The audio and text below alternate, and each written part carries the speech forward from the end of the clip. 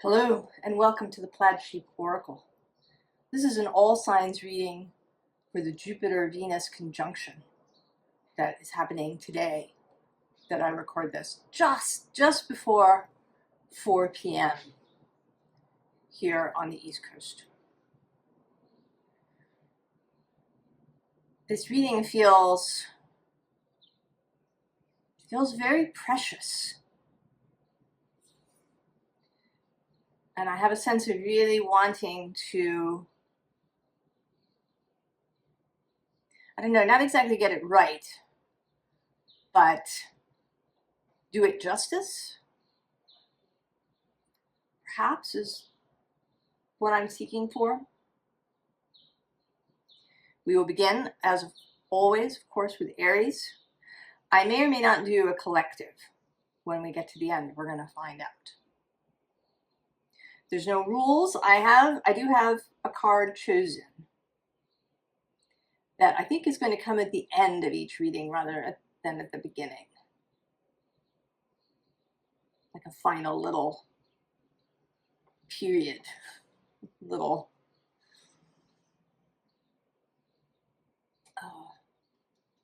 but otherwise there are no rules. The signs can choose any deck or decks that they like. So we begin with Aries. Aries, the Venus-Jupiter conjunction in Cancer. Moon is in Aries. She just entered a little while ago. She will meet Neptune and then move a little past to about 6 degrees at the exact time of the conjunction. Where do you want to begin, Aries?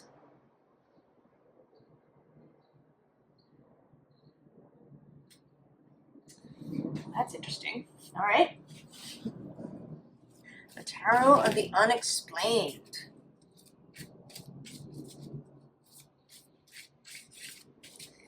Unusual choice, I would have thought, Aries, but one never knows.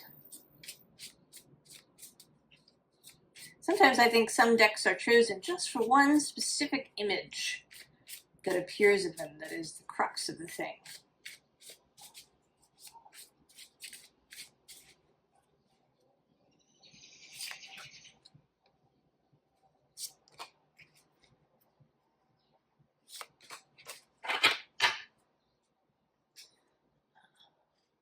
Nine of Knockers. So the Knockers are Sasquatch, Bigfoots. And in this deck, they are the Wands.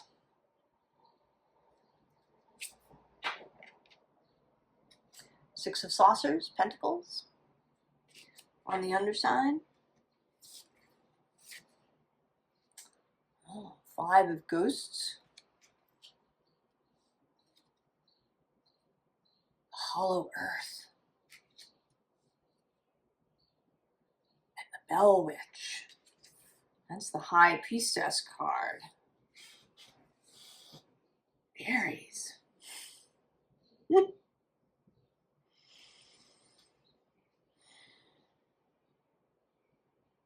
Now it's interesting that this witch has a ram in this image.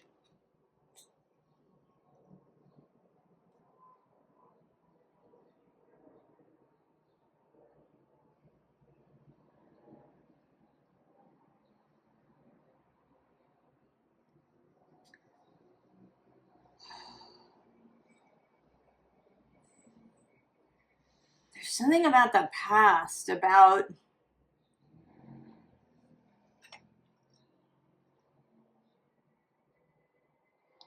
seeing something about the past.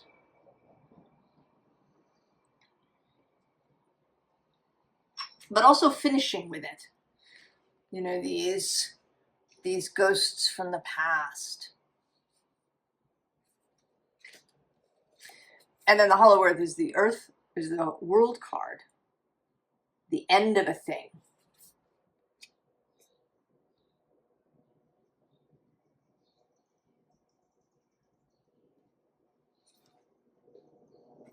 So it seems to me that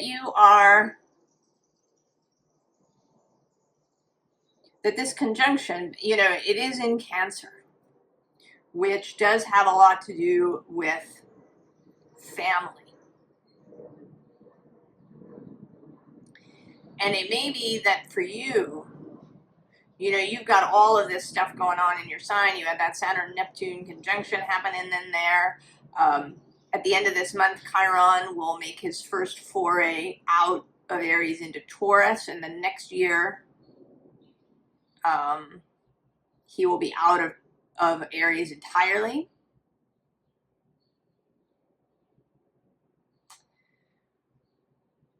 So there is something, it seems, that you're going to be able to put finally to rest, to leave these ghosts, to exorcise the past. What's under the 9 of knockers? Oh, it's the 9 of ghosts. So that's 2 nines, wands and swords. The hard nines. The hard nines. And then below that is the Hunter of Saucers, the Knight of Pentacles. So I think it's been a long road, or at least it certainly felt like a long road, Aries. But you are now putting this past to rest and moving now in a more intuitive direction. All right, you've come to see the High Priestess as the ram. And as the ram, so as this more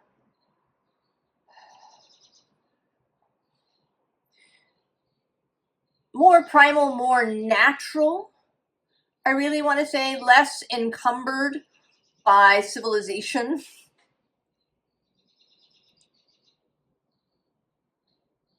Not exactly wild in the sense of, having no rules or bounds of any kind, but less constrained by societal stuff, and maybe in particular by familial stuff. What else, Aries? Say something else about that.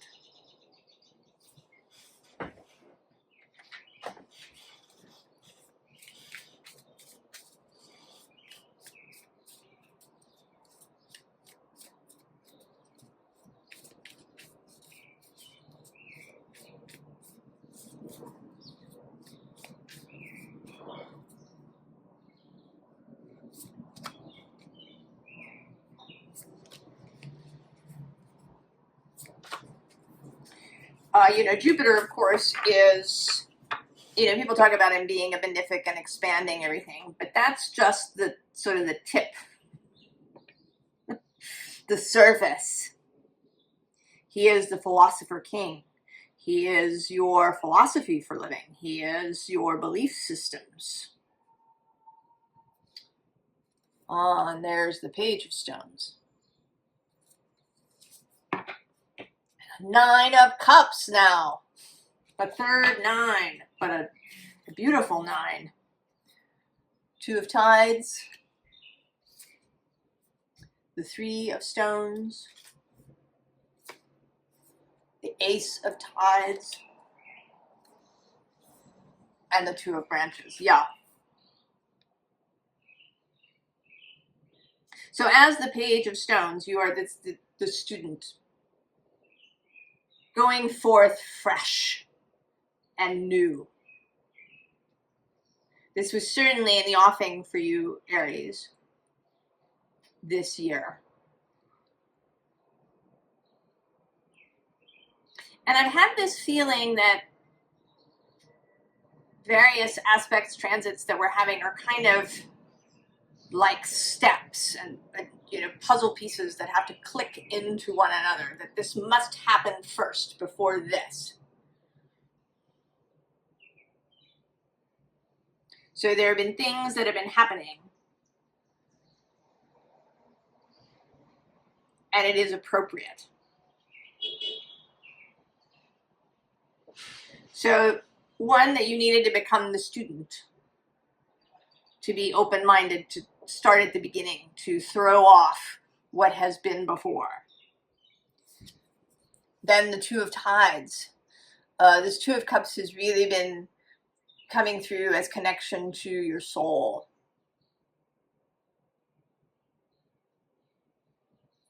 Having that be the primary relationship. The thing that leads you. And then the Three of Stones. Then the collaboration.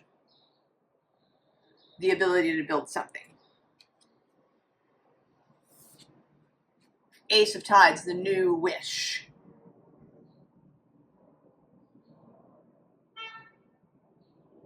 The new vision. And then the Two of Branches going. That first step into the newness. Two of Wands.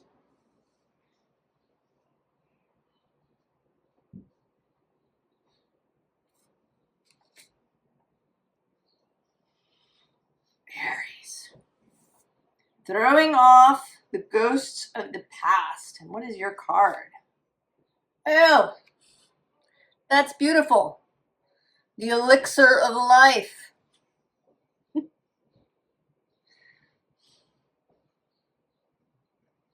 You know, these ghosts may have been a real weight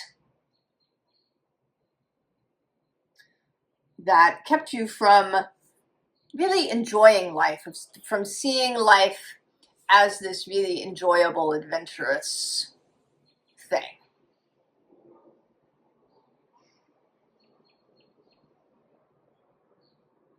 And now you're coming back to a real enjoyment of life.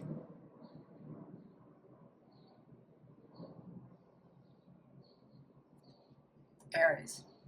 That's beautiful, Aries. Finishing with the past. Fully and completely.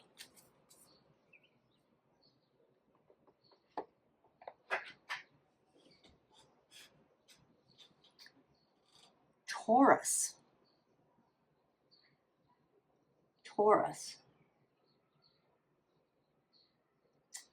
Where to begin, Taurus? Here.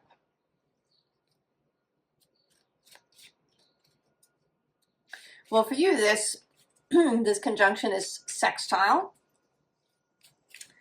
That's a partnership, a working relationship, earth and water together. Venus, of course, is your planet. And there's a kind of mutual thing going on. So Venus is in Cancer, so she's in the moon space. The moon is in Aries, which is Mars space, and Mars is in Taurus. So these three planets kind of, and then Mars is in Venus's space. This Venus, Mars, and the moon.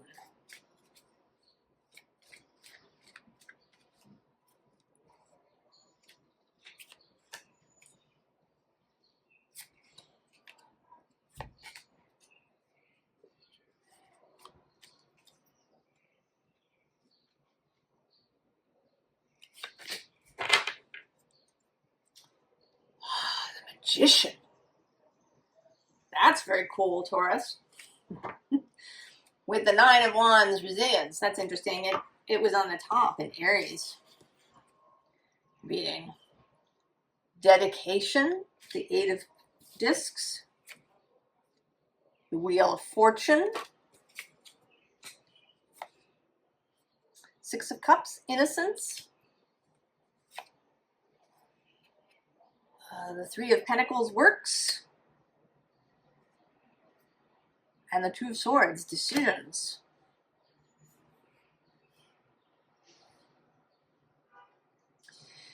There does seem to be, well, at least in these first couple of signs, this theme of keeping going and of resilience, of continuing the journey, of being steadfast, being dedicated, being devoted. And this is all now kind of paying off. Who's under the Magician? Oh, it's the Perspective card. It's the Hangman.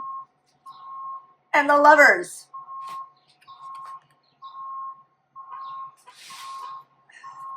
You know, and kind of, you know, in this arrangement of maybe the Magician looking through all of these, that if in the past you attempted to create, maybe from a place of anxiety or a place of, you know, really feeling a need. It's making me think of the rune Nid, the need fire, that in ancient days you kept the fire going because it wasn't that simple to light it. You can just use a match or a lighter to light the fire. And the fire might be the difference between life and death. In a cold time. That there was this sense of that kind of need feeling within you, even if it wasn't the objective reality. And now there's this Lovers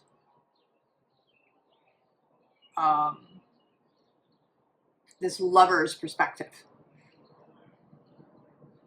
of making choices and manifesting things from that lover perspective. This Mars, Venus, Moon.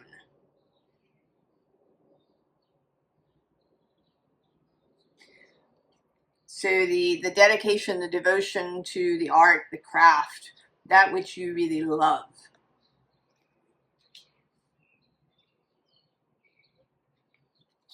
And that it is there that the wheel turns.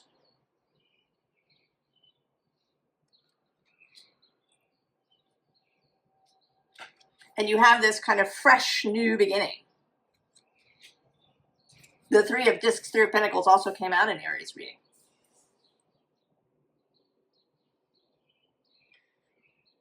This, right, like the wheels beginning to turn. And then this choice point.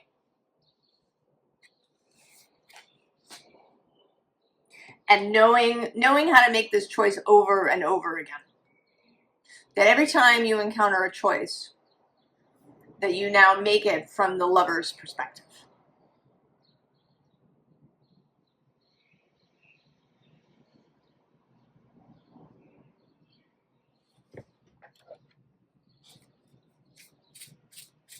Taurus. You know, I have these oracle cards here that I intend to draw one at the end. But I have this notion that what is the end for one sign is the beginning of the next.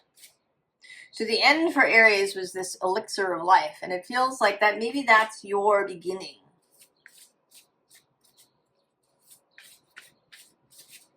That you've returned to this ability to choose from that place.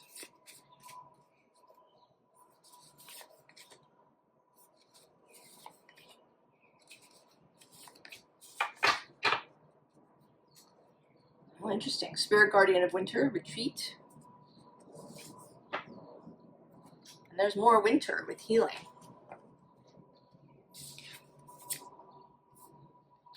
Standing Stones, Passage. Rainbow Waterfall, Miracles. And the Butterfly Spirit, Transformation.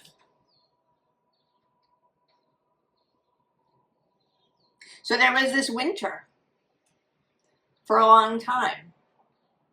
This space of having to keep the fire going. Can't let the fire go out. And maybe in a resources particularly kind of way.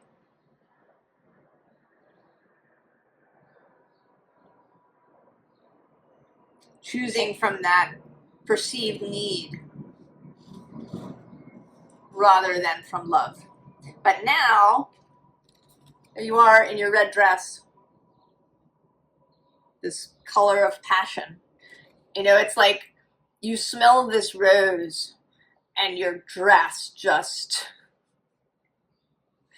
right? You went from kind of beige to this red that just rose right up through you.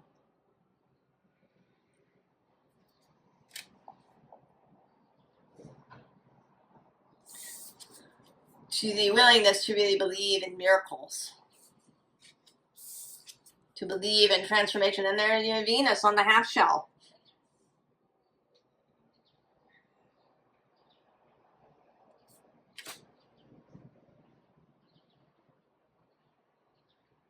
Oh, that's lovely, Taurus. What's your final card? Oh yeah, touch the sky. The dream, and knowing that the dream can be reality.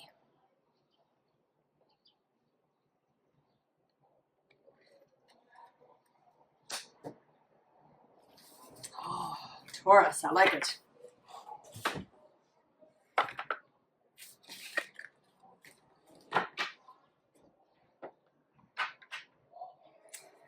Gemini.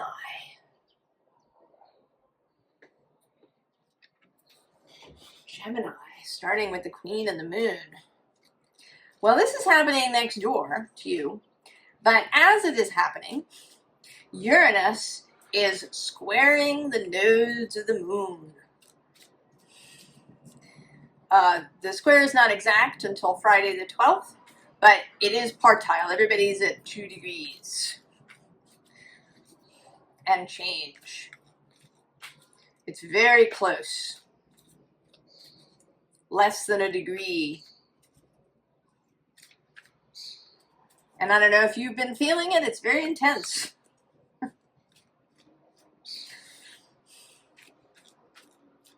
And there's also a Gemini new moon that's coming. And maybe that is why we are beginning with this Queen of the Moon oracle. Oh, resistance.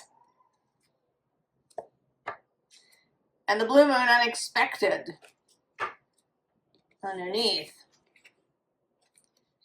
Purity, the snow moon. New moon, beginnings, yeah. Oh, the lunar god, the masculine.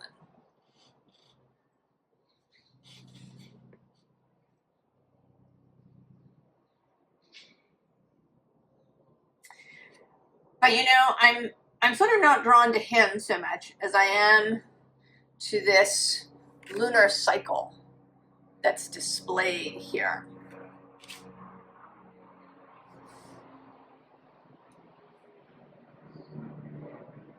So there may be something, the new moon is only a few days after this conjunction, only a couple of days after that exact Uranus square, the nodes of the moon. And I'm actually noticing now, I don't always, but there's 2 people back here. I'm not sure who they're meant to be in this scheme, if they are, in fact, meant to be Castor and Pollux.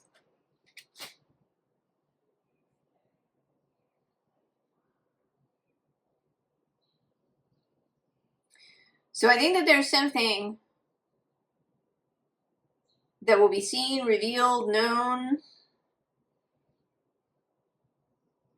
at the new moon. And that this resistance is not exactly yours, it's something that's necessary.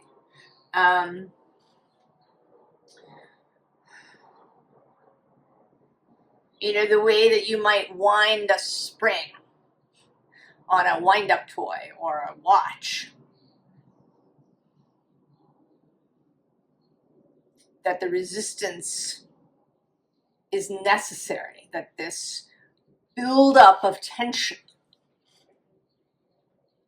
Because below that, we have the, is it the egg moon with trust.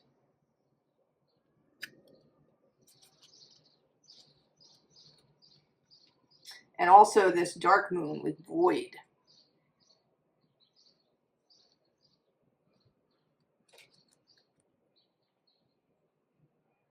So there's something, Gemini, that's building at this moment.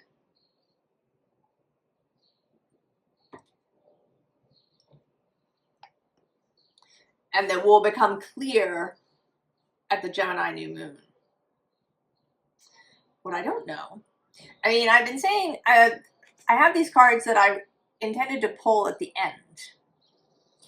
And it sort of struck me that what is the end for one sign is the beginning for the next.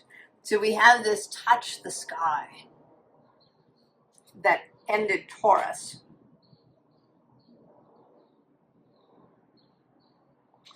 That there's something, right? Something that is revealed. But what do Venus and Jupiter have to do with it?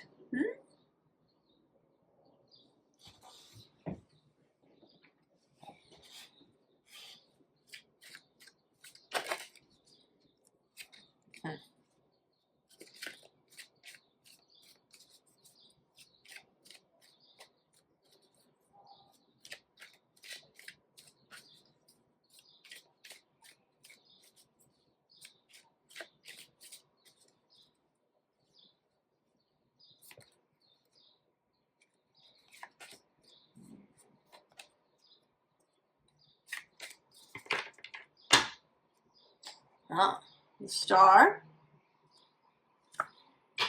and the Ace of Wands on the underside. The Emperor. Oh, the Nine of Swords. The Lovers. And the Queen of Swords. Okay. So I think that this Jupiter-Venus conjunction is designed to give you vision and give you courage and conviction.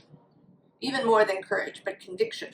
The ability to maintain through this space.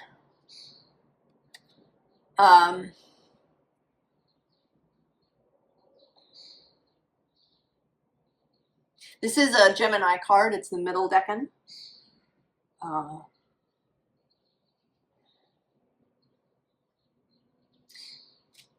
So the conviction, the strength, the authority,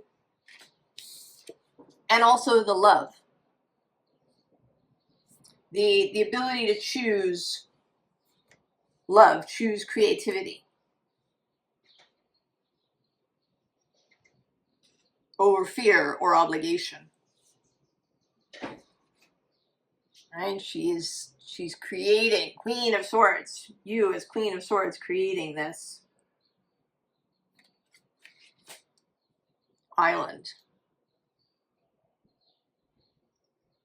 So there's something in the offing, some new creation, the new beginning, something maybe you've been seeking with Touch the Sky that's been in your mind, and maybe you've been thinking that it won't happen. Right? It's been your guiding star, the Queen of Wands, and the King of Wands. Under there, this creative fire and inspiration. And then the new moon kind of opens it up for you, Gemini. What is your final card? Oh, my dear friend.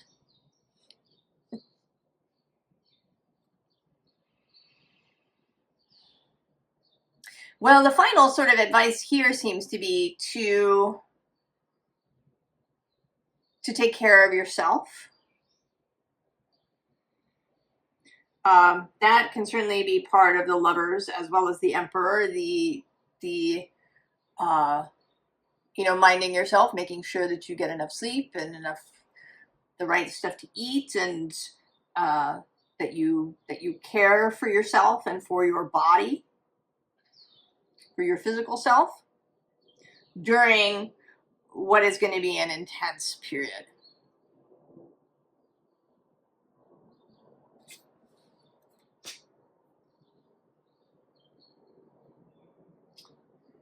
Oh, Gemini.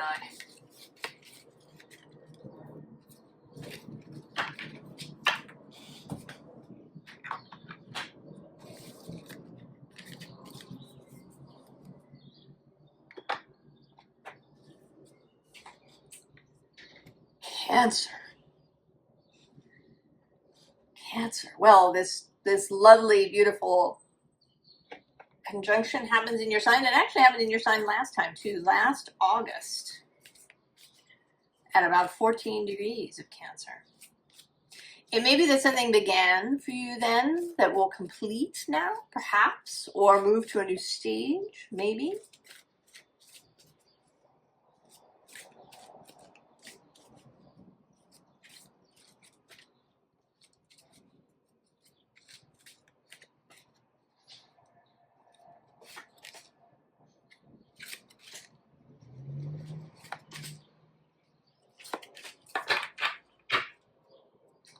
Oh, creation.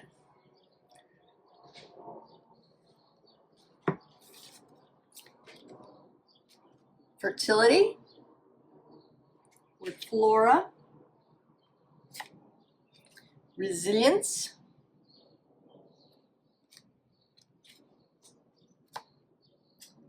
Action. Oh, and life.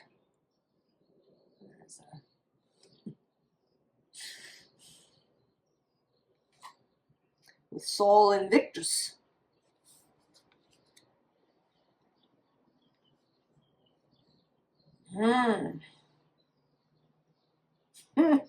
Well, I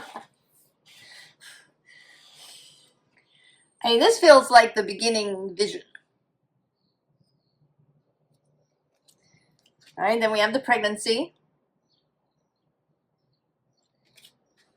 Then we have this birth process.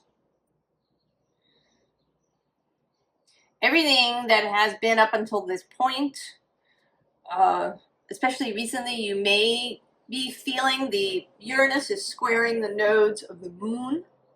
And although they are not in your sign, they are the nodes of the moon, and the moon is your planet.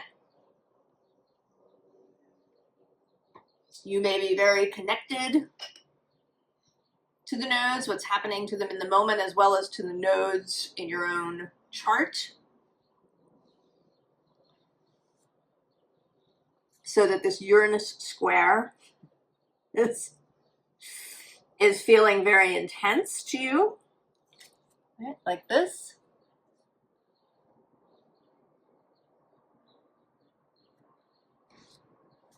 I actually have the sun like right in my eyes as I do your reading. So the pregnancy, this birth period, and then there's this action.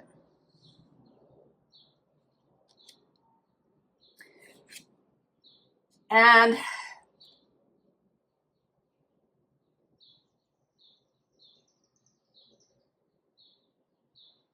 you know, he's sort of coming out kind of as himself.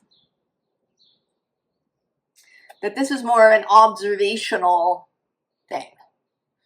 That your action is being seen and admired and enjoyed.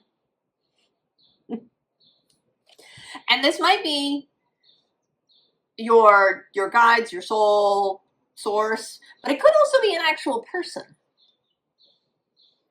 who's seeing you kind of blossom and is really pleased by that.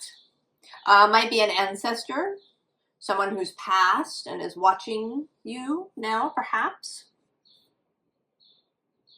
I've been pulling this oracle card at the end, but seeing one sign to end as the next sign's beginning.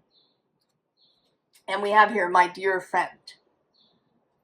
So there is this energy of friendship here. I mean, it may even be that this creation is the creation of a relationship. A relationship that is a real friendship. It might be romantic or not, but the crux of it could also certainly be a child. The crux of it is friendship.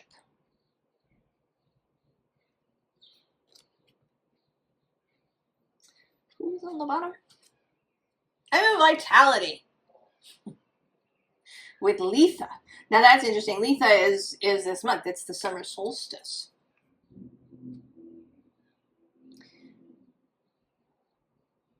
When the sun enters Cancer. That might be a timing thing, that we do have the sun, the Queen of the Sun deck with the summer solstice showing itself.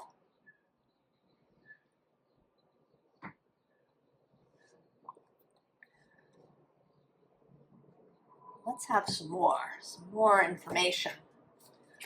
Cancer, about the creation of a friendship.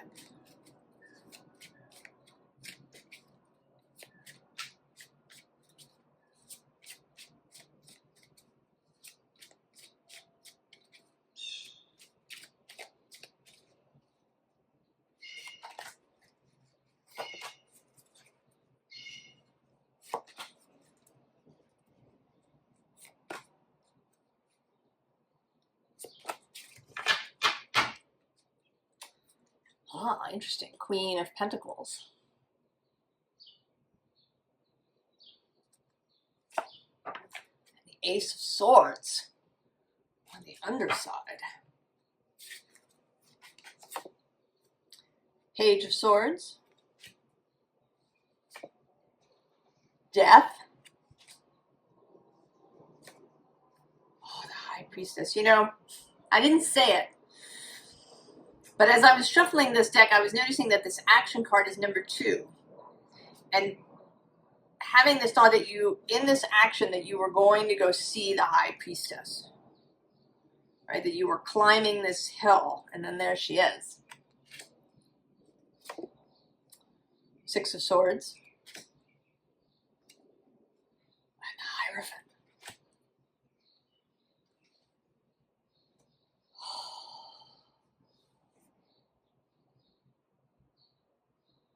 Cancer.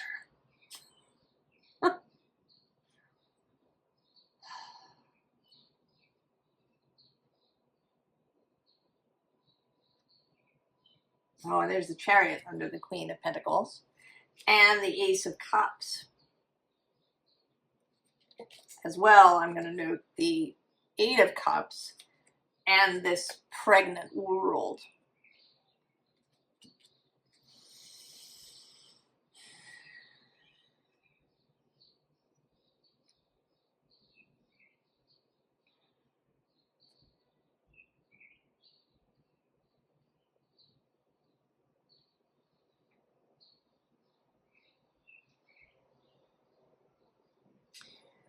Well, this is certainly very significant.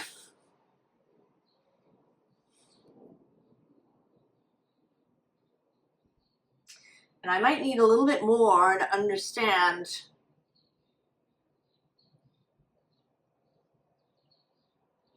right, this birth happens. But there's also this death.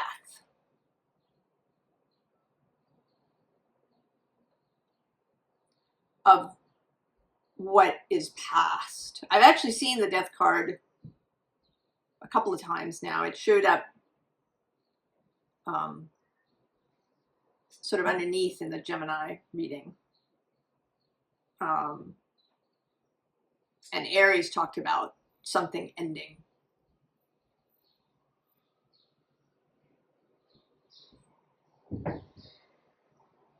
You know, it's like you've been waiting. You've been waiting kind of for the signal.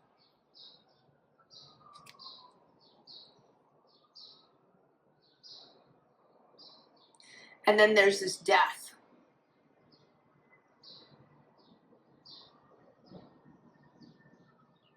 And it may be that during this birth, there is also a kind of death that happens. That the two things are simultaneous.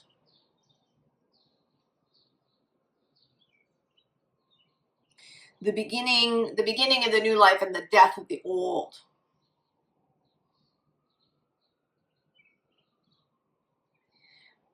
And then when that happens,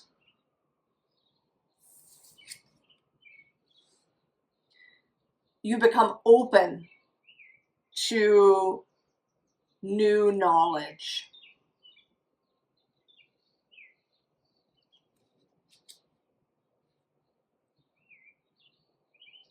New information, a new ability to see, to understand, and then to go. This is this action step too, kind of. And then just like that.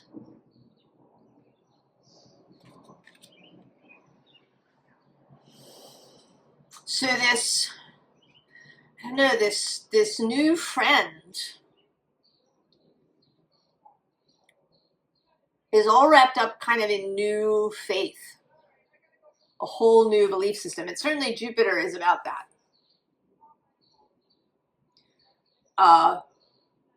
Pop astrology, you know, talks about Venus and Jupiter coming together as, you know, a bunch of money comes in, or you get a new romantic relationship or something. But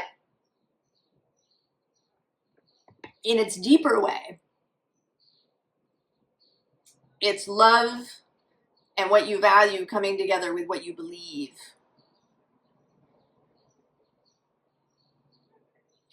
So a new devotion.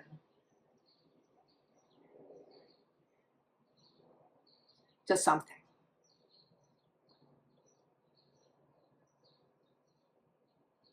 I know, can we know more, a little bit more about the Hierophant?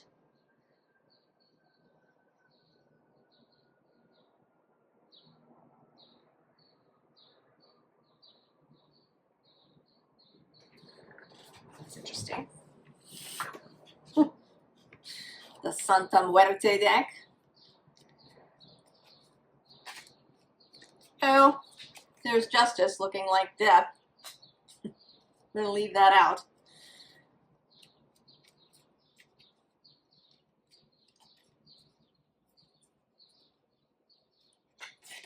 Now it's interesting because this deck, we'll see if it comes out.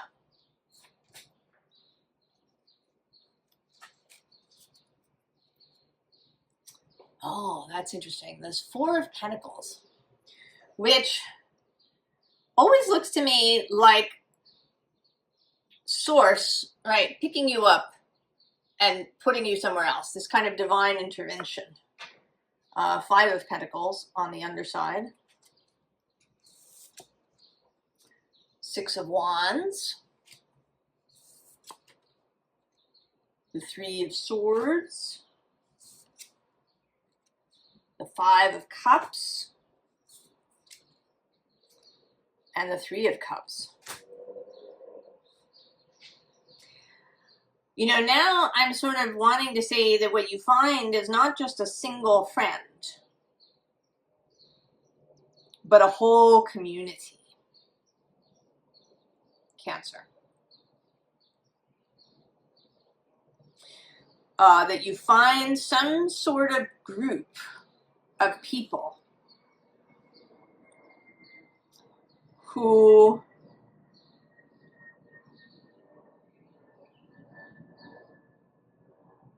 are about the right? The easing of this pain. It may be that you return or find a religious community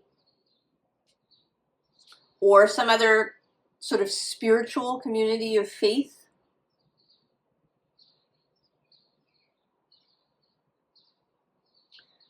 That, and I kind of feel like, I mean, maybe you weren't looking for that.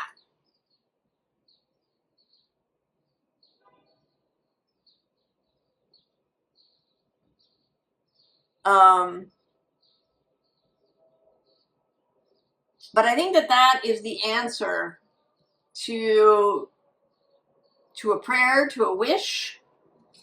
Sort of, I was thinking, you know, we have this fertility, we have this pregnant world that appeared under here. And in this Santa Muerte deck, the Santa Muerte, the Holy Death,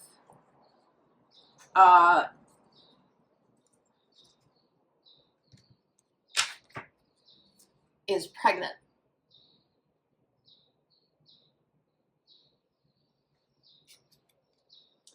And she sits between the Nine of Wands, which is this ending, and the Four of Wands, which is a new structure, a new beginning. And usually in decks, the Four of Wands has a lot of people. So I think, Cancer, that part of what you're going to find, we also have the Ace of Pentacles near here and the Magician, that what you're going to find is a new community that may be faith-based in some way, that certainly has a very clear and unified philosophy for living. It might be in your profession that you've wandered around to a lot of jobs and not really found a place that you wanted to stay, but now that you do. Or it might have to do with spirituality, with religion. It might have to do with where you live.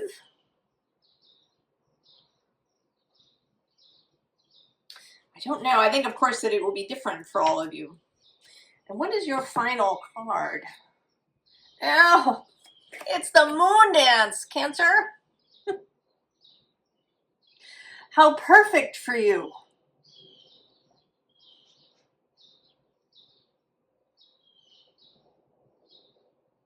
Right? That you find your little community.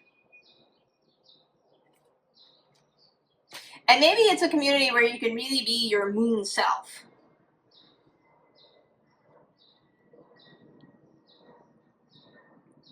Because certainly a lot of the world is not designed for a kind of moon self.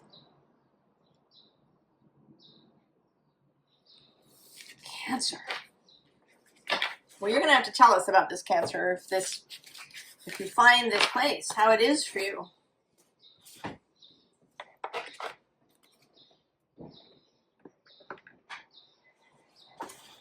All right. Leo.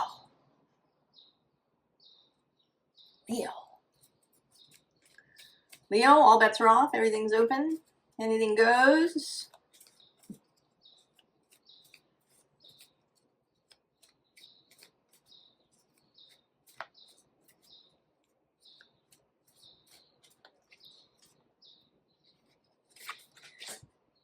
This conjunction is happening next door.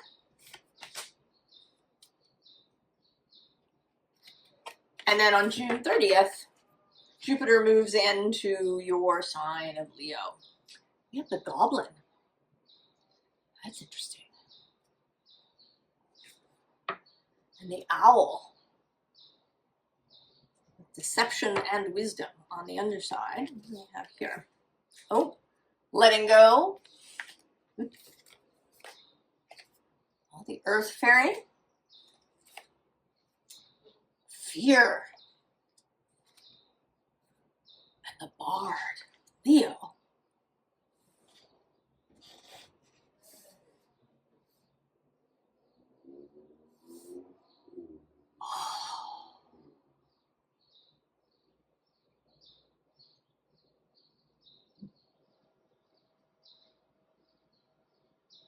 You know, for Leo rising, this, of course, is happening in the natural 12th house. This space of the collective unconscious, of those things that we hide even from ourselves.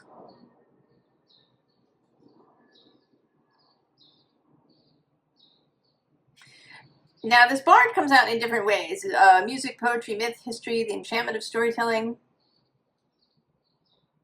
But he's coming through today as all of the noise, right? All of the stuff that shows up in modern living. All the shoulds, all the people telling you how to do stuff. You have to do things this way.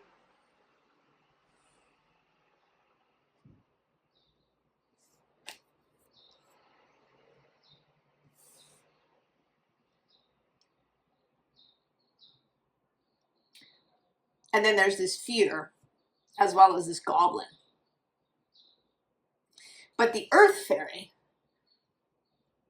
is this very grounded, centered being who's not interested in any of that.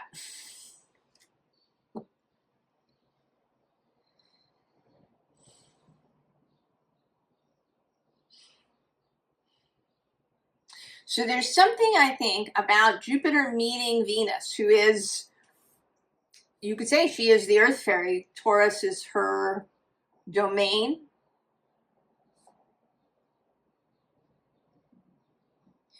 And she's meeting Jupiter, they're having a conversation, and then just 3 weeks later, he slips into Leo.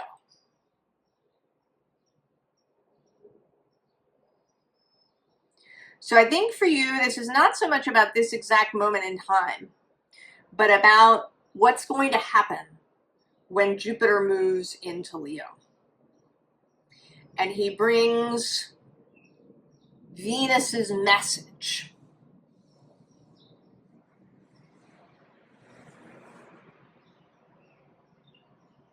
Through.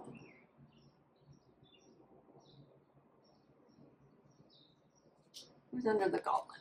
Oh, it's the dragon with power and strength.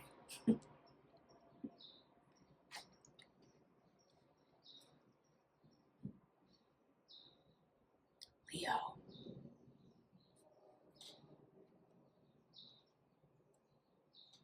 That's interesting. Second oracle deck.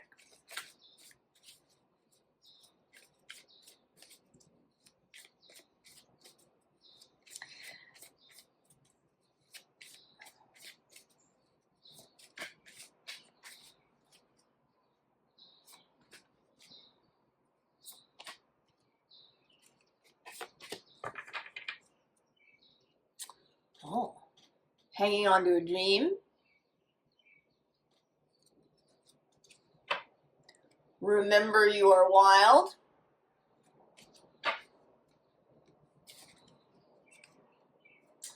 Between worlds, yeah. Star in the night.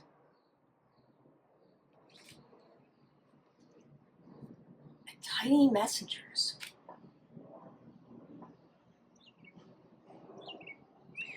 So I think this is not actually going to be that dramatic. Jupiter, Leo.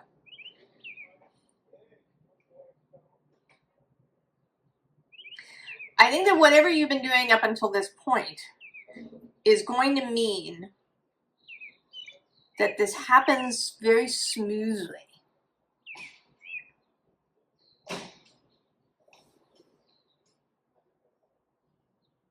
That this Venus-Jupiter conversation happens, Jupiter moves into Leo, and you think, oh, yeah. Like the realization of everything. I have these oracle cards that I've been pulling at the end, But I've been seeing what is the end for one sign is then the kind of the beginning for another. And you have this moon dance. So this walking on the tightrope. You know, Jupiter moving through Cancer's moon space.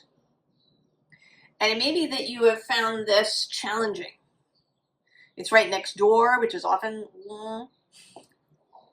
it's a deep space. It can certainly bring up fears. Cancer is a communal kind of space. It is concerned with community and family. So all of those, you know, all the personal stories, the stories your family tells, your culture tells, that kind of been working to hem you in and keep you in fear. That all of this stuff maybe has been churning since Jupiter moved into Cancer. But you have held. There's been a lot of that in the signs about this dedication and devotion.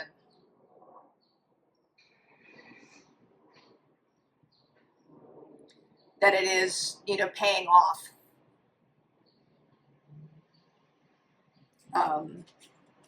You know, in this card, this is couch grass, which is a very mundane, if we want to say, plant. Grows in lots of different places and just looks like grass. But here, it's the treasured, precious thing. So that you've been devoted to all the little things, to your beliefs, to nurturing these things in yourself, to listening to the small, still voice.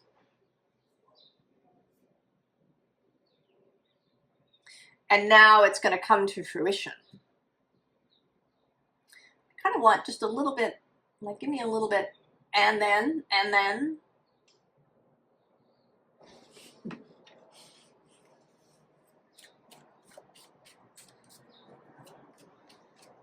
Leo.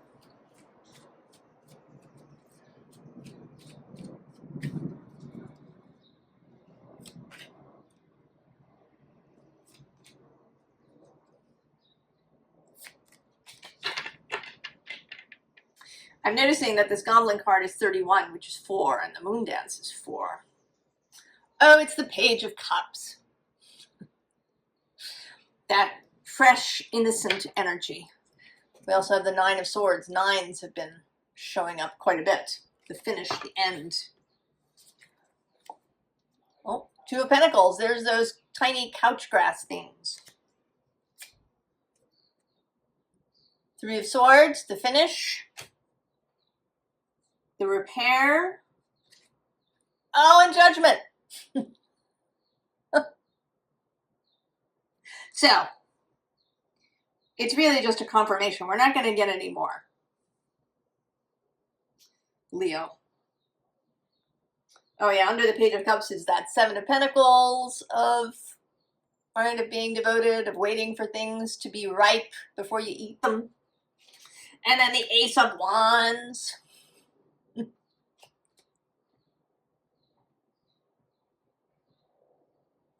So this is a kind of conclusion and like the final bit of preparation before Jupiter's entry into Leo. Your final card is, oh, it's Miss Sunshine. It's you. It's like Cancer got the moon dance. You have Miss Sunshine.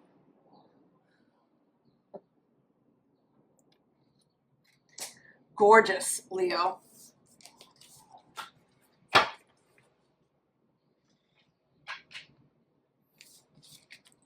I don't think you saw him on camera, but Jupiter, the kitty, came out of the closet here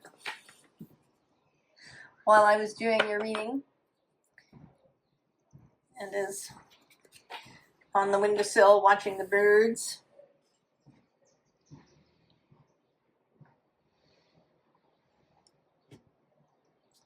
Virgo. Virgo.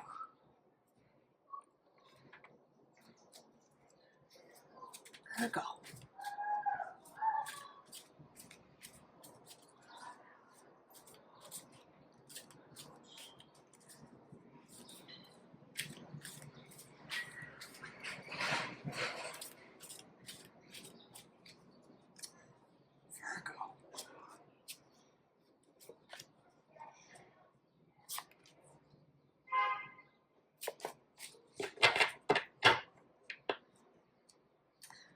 Oh, it's the Ace of Pentacles, the Ace of Cups.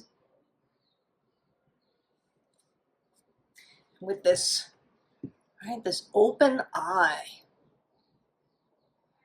Who's on the underside? Oh, it's Strength.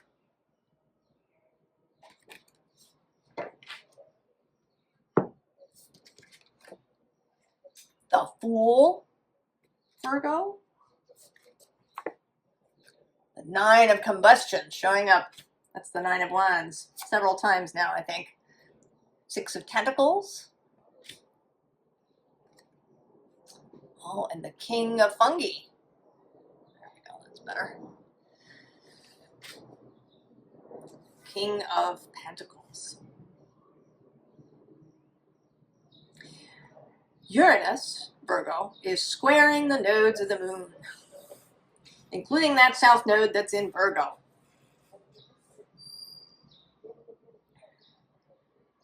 The resolver of the unresolvable. If there's any remaining thing that's been holding you down, you know, I see this actually as Uranus here. Often he is associated with the Fool. Just running down the hill. I mean, you've been sitting here in your meditation, doing your thing, and this Fool is just running down the hill and it's going to run right into you. But not, you know, in an exuberant, fun-filled way, and is going to take you to this amazing, playful scene. And this may be a kind of revelation that you have about your life, and maybe that you've been too serious or too something, and you're suddenly broken out of it. And the result of it is here that you are the king of earth. I mean, maybe you didn't know. The Virgo is associated with the Knight of Pentacles. And it may be that that felt like you had to keep doing, you know, that you could kind of never arrive.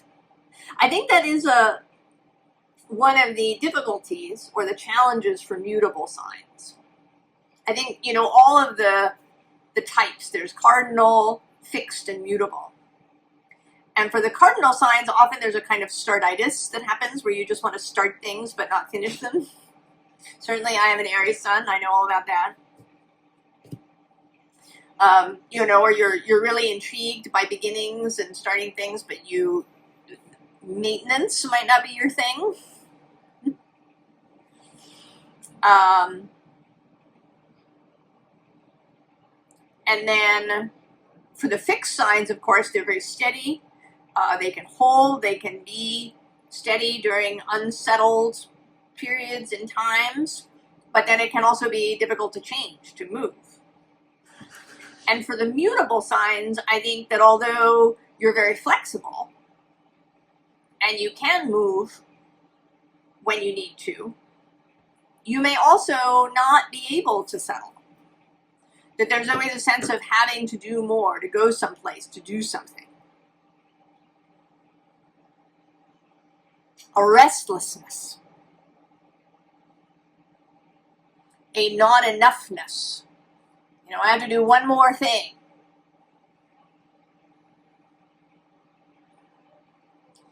And this this is going to allow you to just stop. Pardon me, there's a giant truck outside. I'm going to close the window.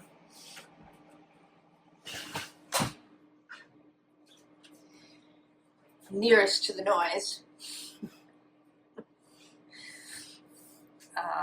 The idling food delivery truck. Although that's sort of interesting.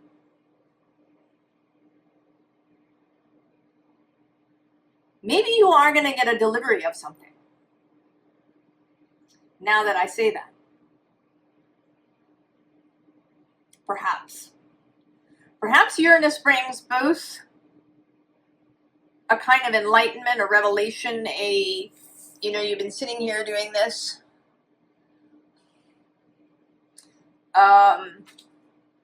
Maybe for so long that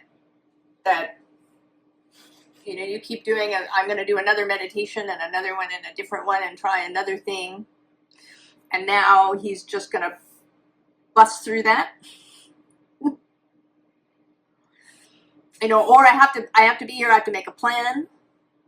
I have to make a list. I have to, do these things. But maybe there'll be a delivery of something physical too. I've been pulling these oracle cards at the end of each sign, and I've been seeing that the end of one is the beginning of another. And you have this little Miss Sunshine, this enlightenment that starts you off, this Ace of Tentacles. Oh yeah, see below that, the Nine of Fungi. It may be an enlightenment about what you actually have and what you can bring into your life, your manifestational power and prowess. And below that is Temperance. And I enjoy this Temperance because she's got her glass of wine. She's not standing very stiffly. Everything in moderation, including moderation. Virgo.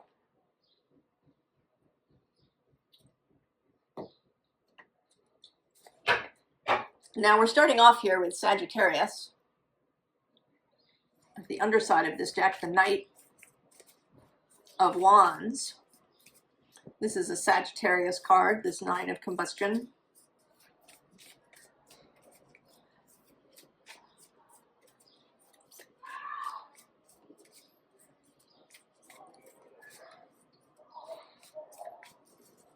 That was the Nine of Pentacles is Venus in Virgo.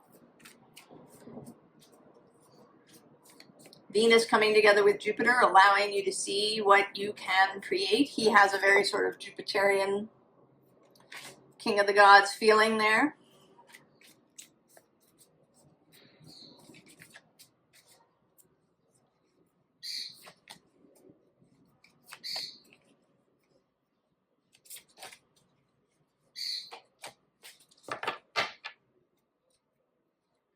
Another nine, the Nine of Swords.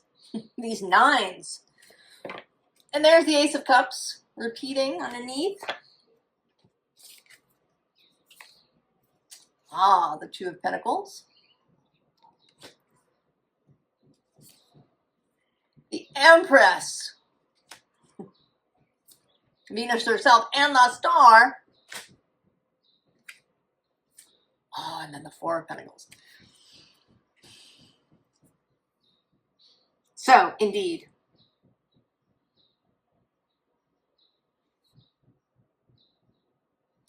moving from this anxiety-filled space of the Nine of Swords, the Seven is below that. Oh, we also have the Five of Pentacles, right? And the Eight of Cups, right? The moving away from all of this, and then below that, the King of Pentacles repeating, and the Ace of Pentacles, and there's that Knight of Wands.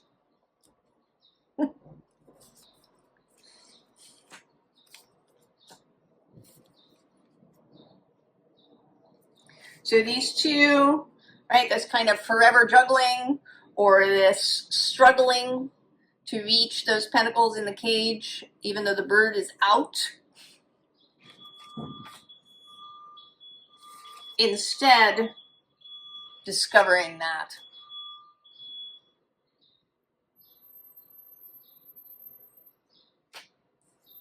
Enlightenment about your own gifts of manifestation, receiving, creating. And your final card. Oh yeah, see? It's abracadabra. Virgo. So good.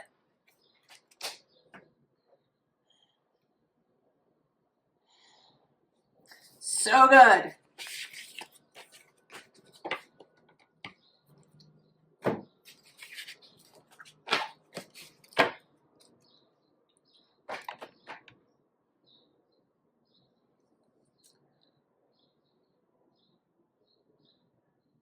Libra. Libra. Anything goes, Libra. How do you want to start?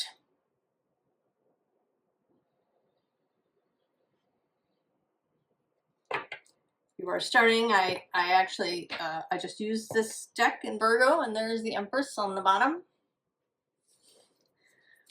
Venus herself showing up for your reading.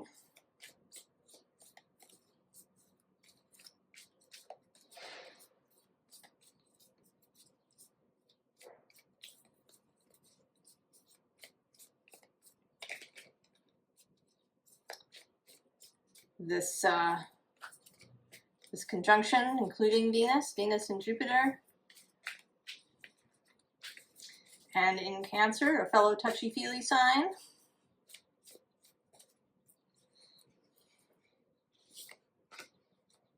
Although you tend to think about it more.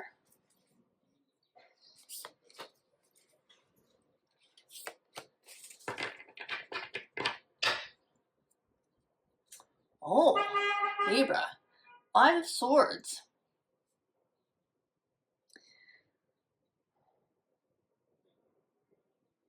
This kind of feeling, there is a little bit of, in this particular card, a little bit of dread, right?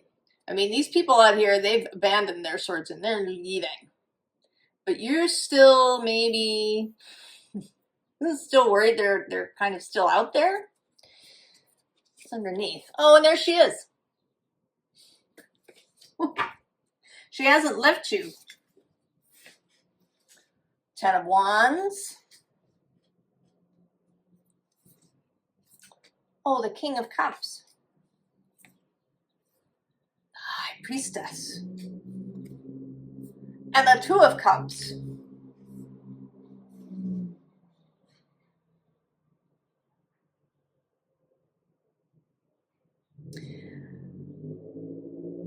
I want to say that this is a return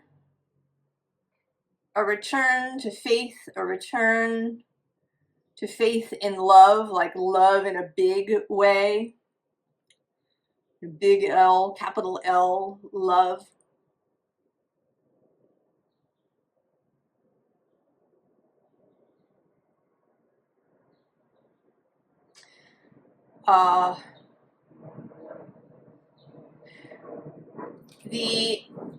So I had these oracle cards that I was thinking would come out at the end, but I've been seeing that the end of one is the beginning of another, and yours is this abracadabra. And what I was thinking about as I was looking at it while I was shuffling was St. Paul's Cathedral, which, you know, after the fire in London in 1666, it was rebuilt, designed by Christopher Wren.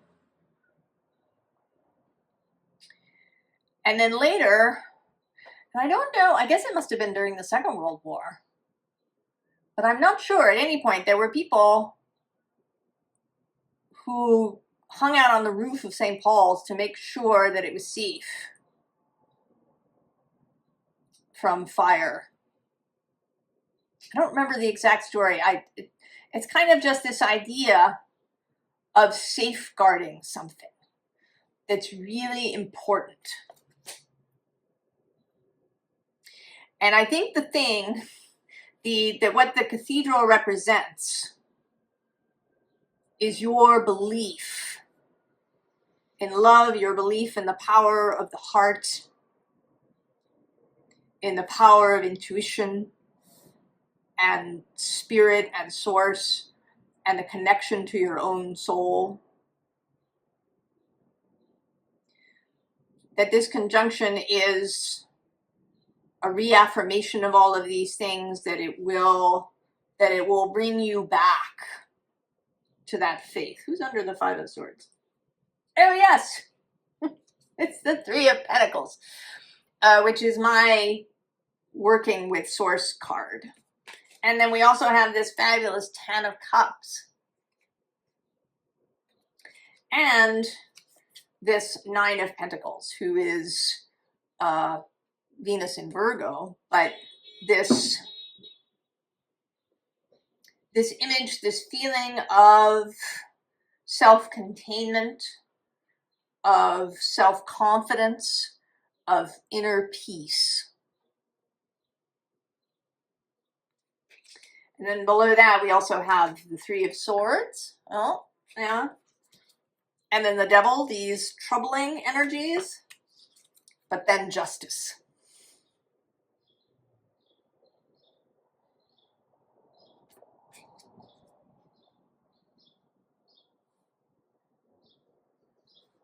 So you're coming back into a faith in love, into a faith in source, in God, in your connection to your own soul, in friendship, in love between people, in relationships, in all of these beautiful Venusian things.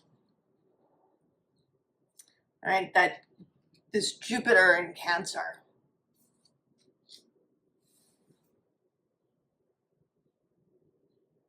Right, and this Empress. Oh, and there's the King of Pentacles next turn.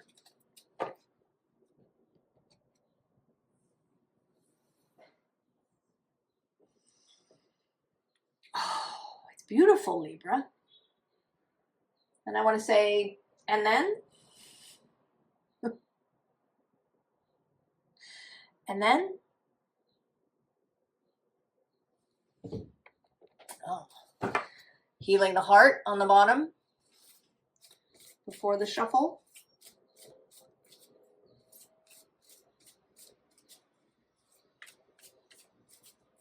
So an end to this dread in this Five of Swords, an end to this heaviness.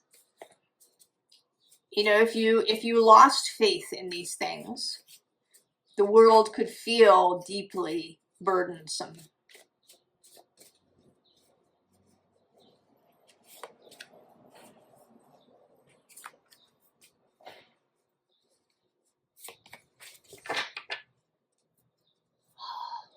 Willing release. Also the Wish with these dandelions. The Land Between underneath. Oh yeah, broken open. The Power of Purpose. Oh, and Smoke and Mirrors. So it seems like that this is going to result in you recovering your purpose. And that your purpose is to move through smoke and mirrors for yourself and for others. You know, to help others restore their faith in these things.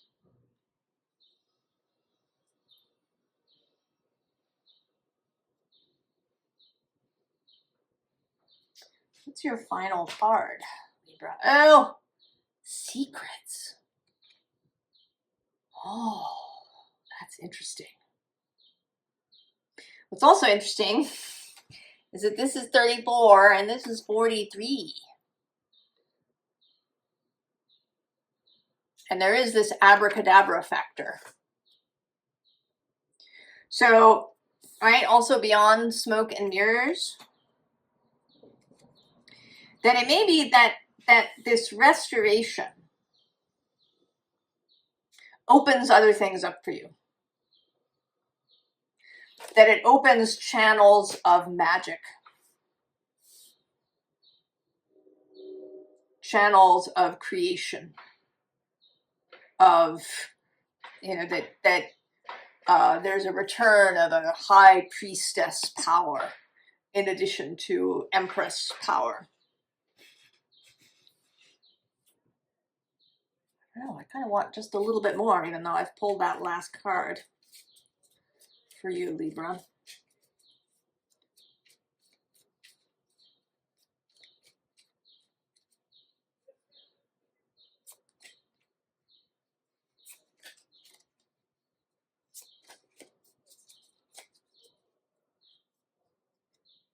Oh, there you are. Queen of Pentacles. Serenity. Justice on the underside. The Two of Cups repeating. The Ace of Cups. And the Four of Wands. So, and then is fun, serenity, relationship, joy. Oh, there might be. The King of Wands is under here. Might be love. Either a new love or a strengthening, a reinvigoration of a romantic relationship that already exists.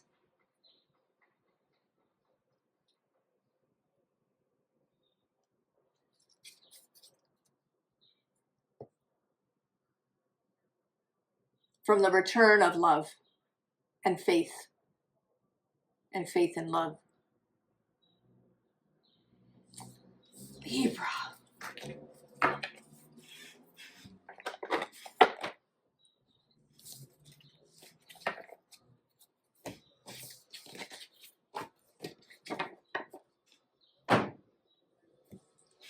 Scorpio.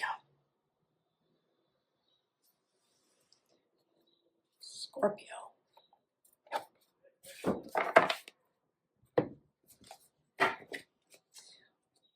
Everything goes. Everything and anything goes, Scorpio.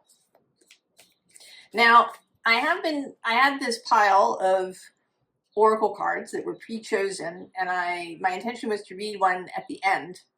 But it seems that the end of one sign is the beginning of another. So you begin with secrets, which is, you know, very you, Scorpio. You like secrets. You like finding out secrets. You like keeping secrets. Knowing secrets.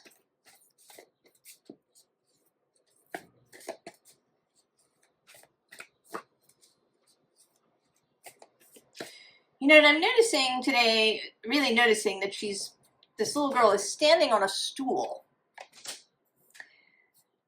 And it's making me think that there's something, that there may be a secret that's going to be revealed, and in a very ordinary kind of way. That it all, you know, you might even say, oh, why didn't I see that? Why did it take me so long to see that? It was right there as a stool.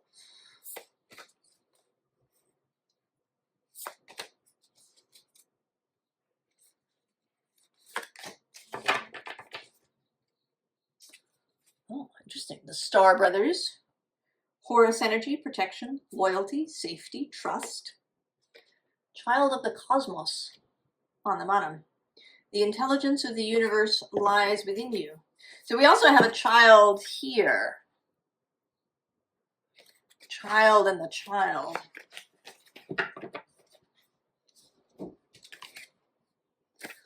Loosen your grip. Coping mechanisms, density, addiction, let God in. Sirens. Use your voice, expansion, freedom. And I remember. soul plan, the fated life versus the destiny life. There has been a lot through the readings about a return to faith. And certainly Jupiter is about faith and what we believe.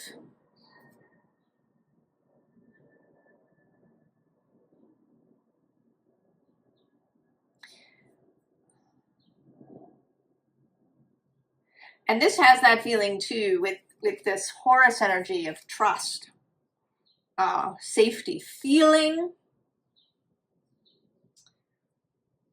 recovering a feeling of safety, spiritual safety, and emotional safety. The ability to let go,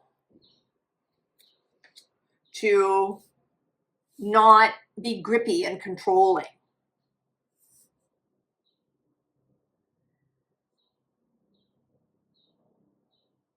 To respond to the call.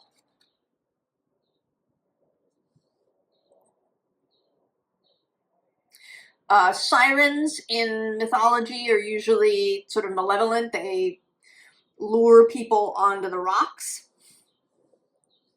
But these sirens, and you know, so it may be that there's been this call and you've been resisting it because you think it's going to lead you onto the rocks.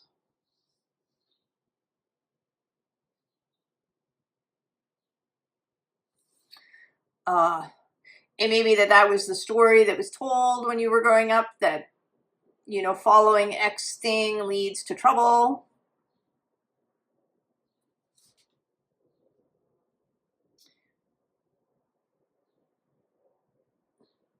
Or that's what your culture says, or your friend group.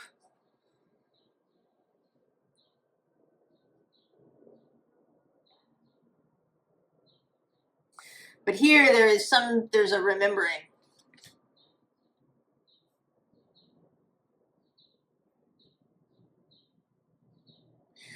And I think there's going to be some sort of challenge, because after this, at the end of this month, Jupiter, who's been moving trine your sign through Cancer, enters Leo. And then he will square Scorpio.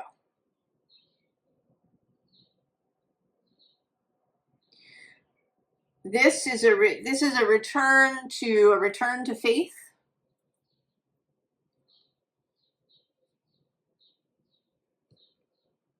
So that you're ready when the challenge comes.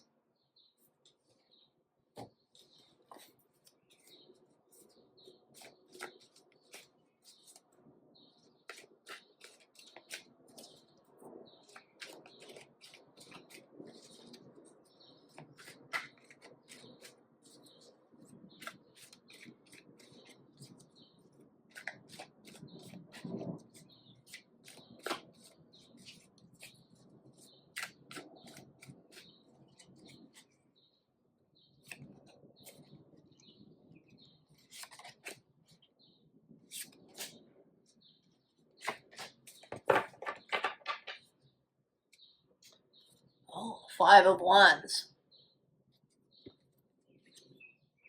It's strength on the underside.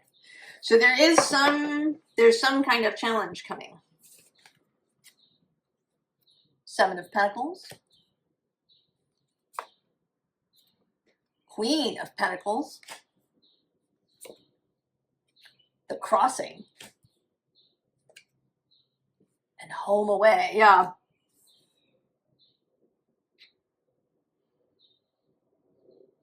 There's a challenge coming, Scorpio.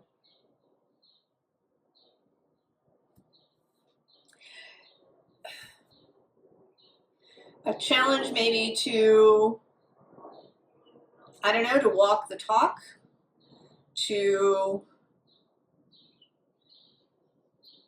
I mean, it seems more like a challenge to be steady in the face of change.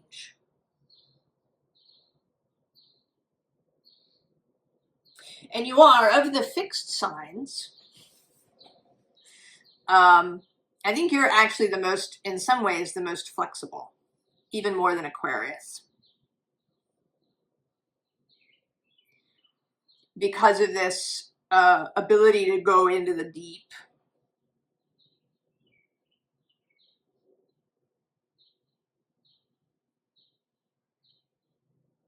What's under the Five of Wands? It's the World. And the Ace of Wands. So,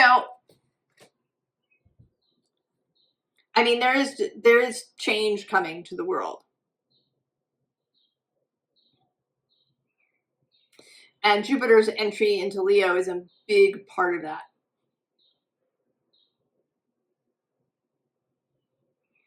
He's going to oppose Pluto in mid-July. And that whole opposition happens square Scorpio and square Taurus.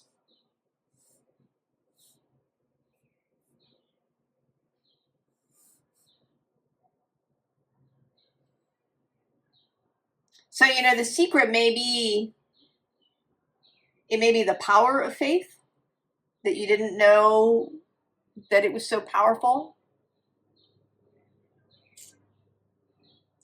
I don't know, I want a little more, maybe about the secret or about...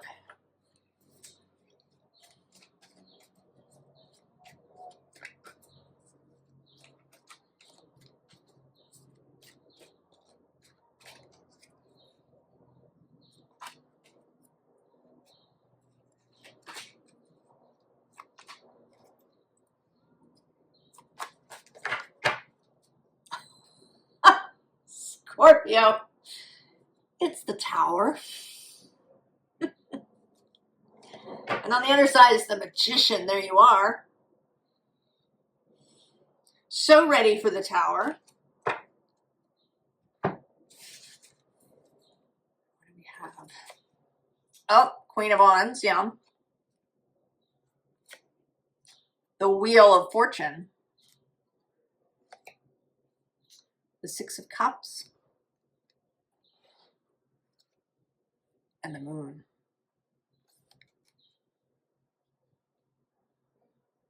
So yes, this is a preparatory moment for you.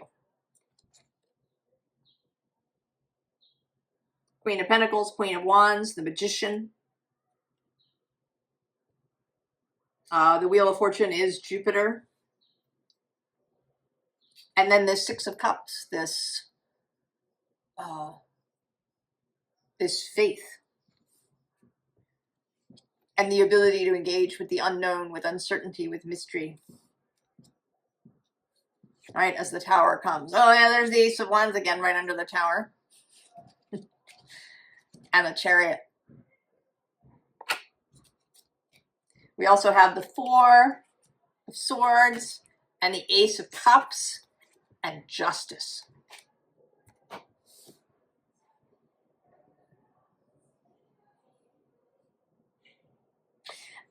I mean, there isn't a lot, I realize, sort of detail-wise about this return to faith and how it's going to happen. I think it'll be different for everybody. But I think that there is a sense that it's going to seem really obvious.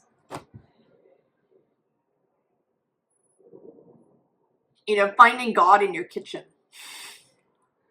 Just sitting there having a cup of coffee.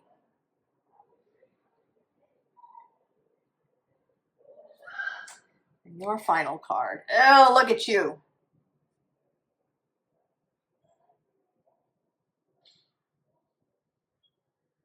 You were built for this.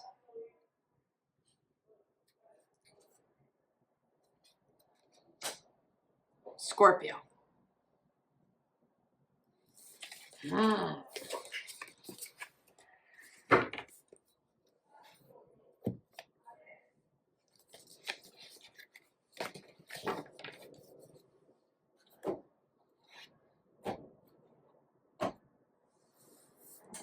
Sagittarius.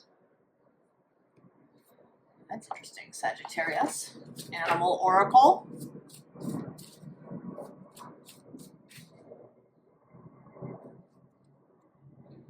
Or is it?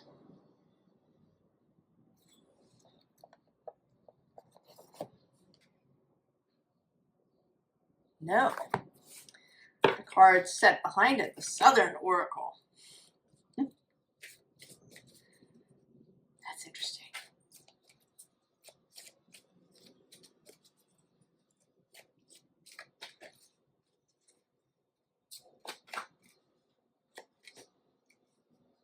That feels a little bit like not choosing the first thing that shows up. Oh yeah, barking up the wrong tree. Dead end, stalemate, not now, lack of clarity, perspective, shift needed. And don't get your feathers ruffled on the bottom. Inner calm, well-being, patience, deep breathing, compassion, the ideal. Over yonder. Focus forward, anticipation, potential, eyes on the prize, choices, surprises. If mama ain't happy, ain't nobody happy. Self-love, relaxation, regeneration, satiety within, replenishment. Catching lightning bugs. Happiness, everyday magic, childhood, simple pleasures, wonder, secret wish. Oh.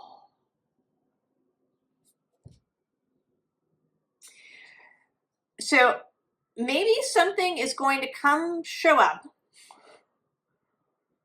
and you're going to have the impulse to jump at it.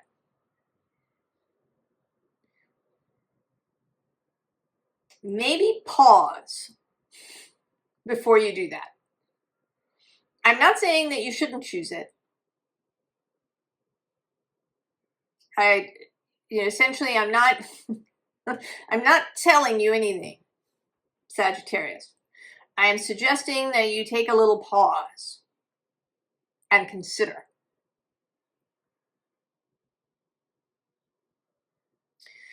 Kind of have a look from further away, maybe.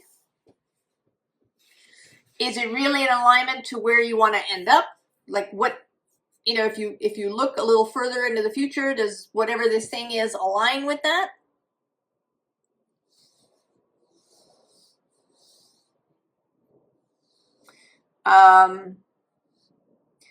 I have these oracle cards. My intention was to pull it at the end, but it's turned out that the end of one sign is the beginning of another.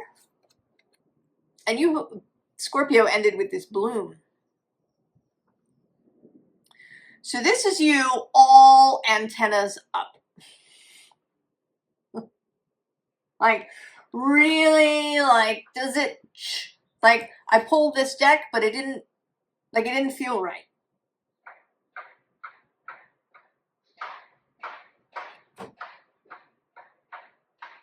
And I stopped. I started to shuffle, and when I stopped, it was the owl. The looking. The wisdom. What's on the underside? Oh, the wolf. Consideration.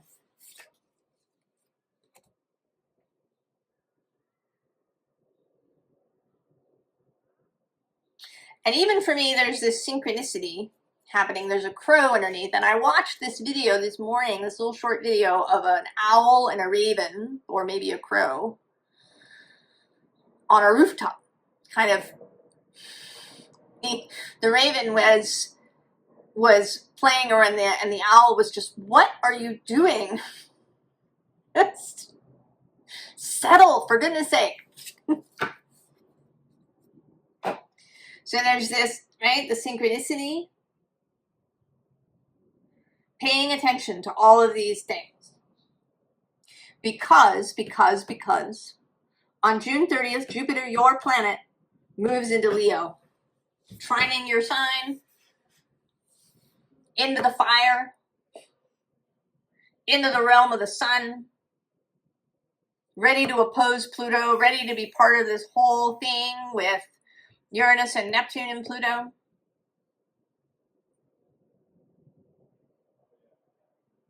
So choose wisely.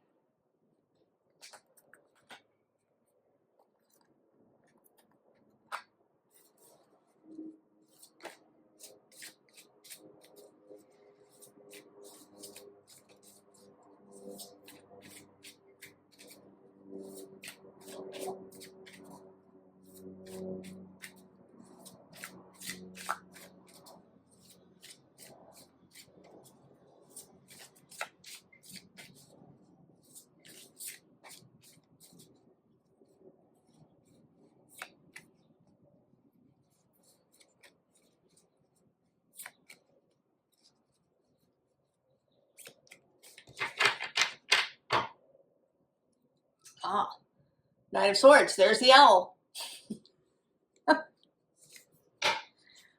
Ten of Discs. Wealth on the underside. I want to say wait for it. Ace of the Powers of Fire. Ace of Wands. Six of Swords. Earn success. Seven of Swords. Futility. And the Queen of Cups. Wait for it. Choose wisely so that you're not wasting energy and time and attention on something that isn't really what you want. You know, it might not even be that whatever the thing is bad. It might not even be, you know, cause harm or, you know, anything.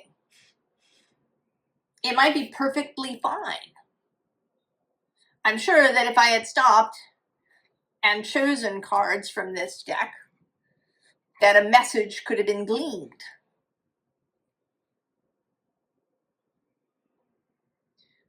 But it may not be in the direction that you want to go. You know, I sort of feel like this Queen of Cups, who is Cancer, this conjunction, is like warning this flying unicorn to turn back.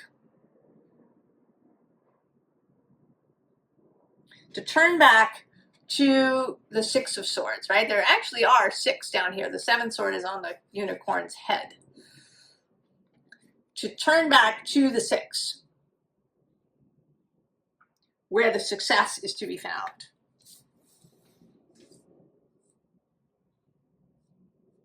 So, of course, it is always your choice.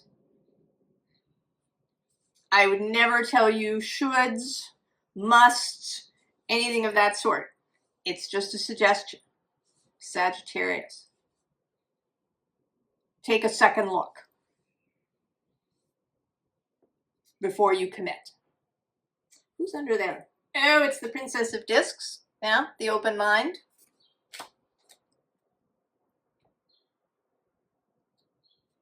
Keep all channels open.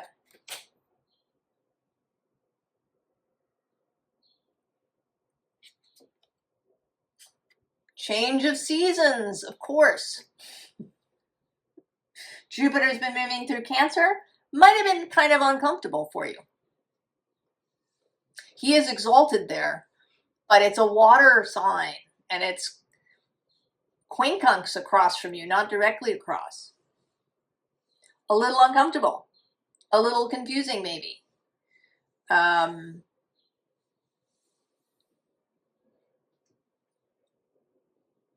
maybe you've also been filled with anticipation because you've been feeling in the distance of him moving into Leo.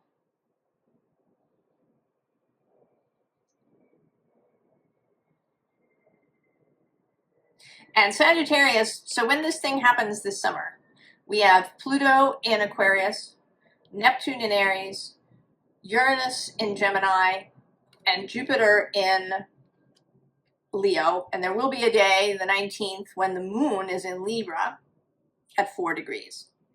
Sagittarius is the 6th point of the star.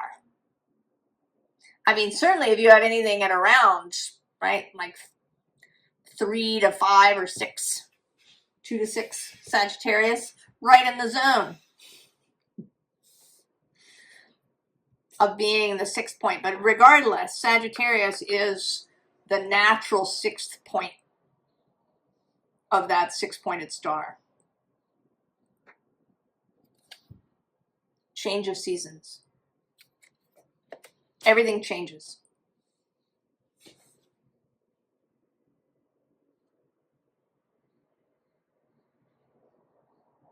I think we're all going to really feel this move of Jupiter into Leo, but you especially.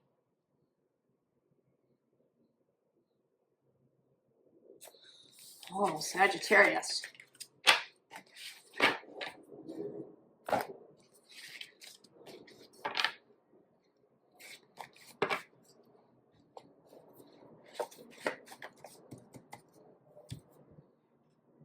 Okay, Capricorn. So Capricorn, anything goes. I have these cards out. I intended to take it at the end of each pile, but it turns out that the end of one is the beginning of the other. So, of the next. And you have this change of seasons, and it's this kind of fall thing happening here. And indeed, you know, you of course are the beginning of winter. You are a change of seasons, 0 Capricorn. And you're the opposite.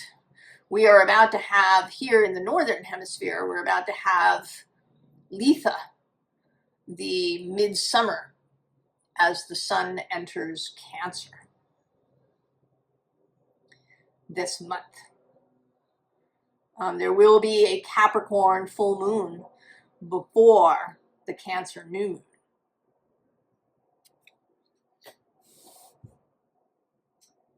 This change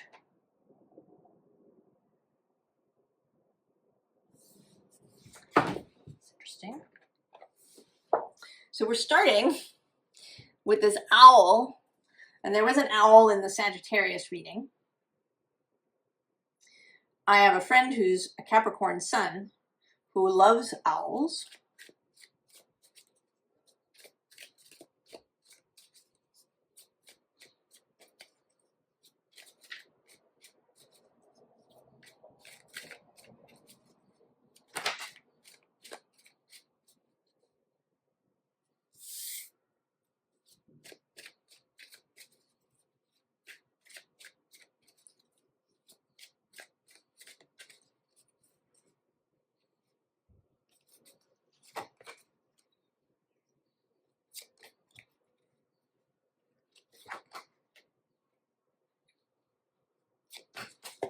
All right, Capricorn. Oh, there you are. It's the devil. It's you.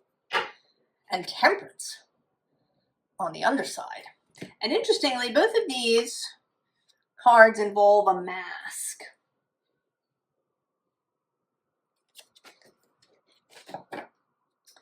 So that's sort of interesting. Oh, Knight of Wands. 6 of Pentacles. Strength. And the 4 of Swords.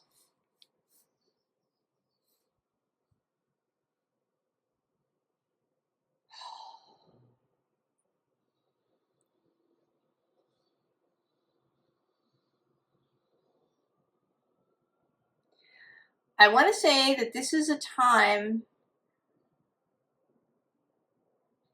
for you to rest, Capricorn. That change is coming. Jupiter, who's been moving across the way from you, is going to move into Leo. There's going to be a whole thing in the month of July.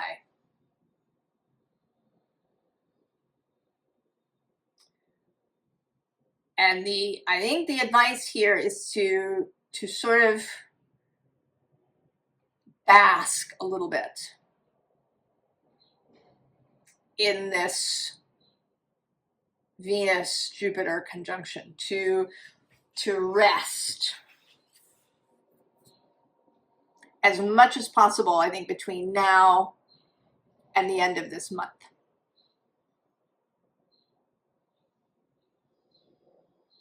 To gather strength. You know, she's looking sort of longingly at this 4 of Swords. If you haven't, you know, maybe if you haven't been sleeping well, and it's possible, I think with Uranus squaring the nodes, we've probably all been perhaps wakeful. I know that a lot of people have been having issues with sleeping and wakefulness and waking up in the night and these kinds of things. You know, really paying attention to the body, to your well-being, because this Knight of Wands waits. He's in this holding moment, just waiting for the signal to move.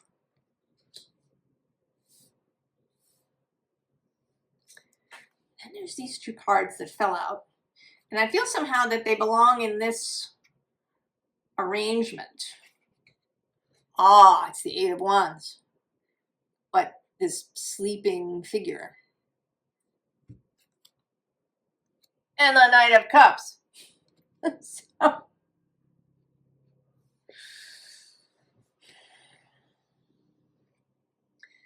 there's, right, this kind of sense. So, in other words, sleep and rest while you can. Right? These two cards are looking very similar to me.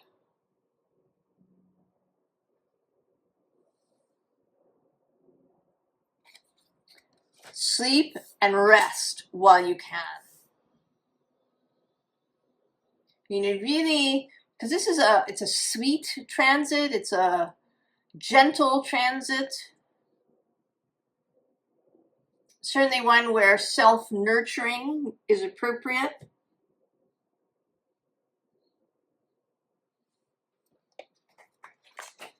And then, perhaps, and then.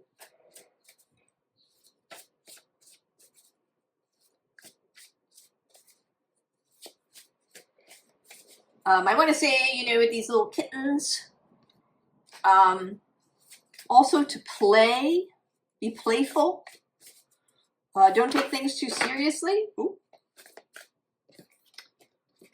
Falling out. Don't take things too seriously.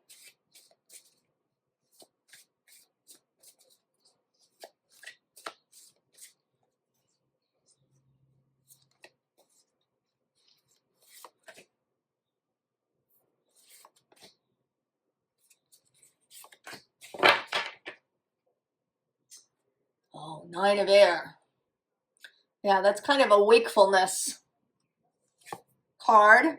Five of Fire. The possibility of conflict. There's strength repeating. The Eight of Water. Two of Earth. And the Nine of Fire. The Nine of Wands has come out several times. So there's definitely a preparatory thing here. If there has been wakefulness, oh yeah, right below is this Elder of Fire. King of Wands.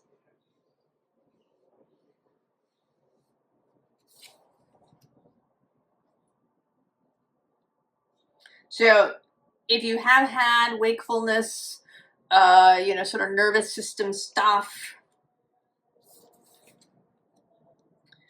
be mindful of things. Be mindful of your own strength, of caring for yourself.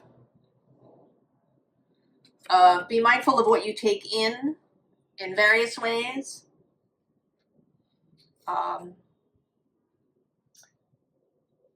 You know, maybe there's a sort of a dreaming time a little bit.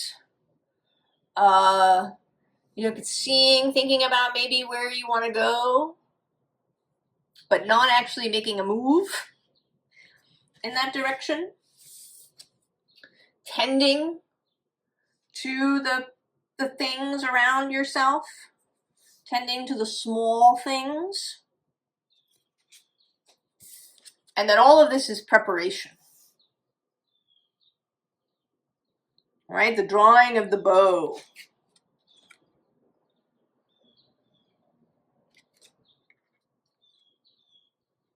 Prior to releasing the arrow.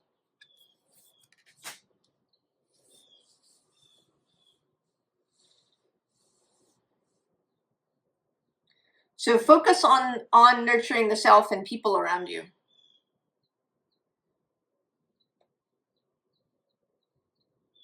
You know, because the lead here actually in these two cards is the Knight of Cups. To lead with love.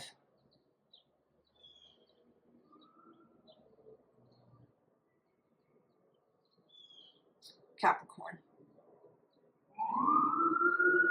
And then your final card, oh, look at that. Right? You want to get ready because, you know, then you're going to be flying away.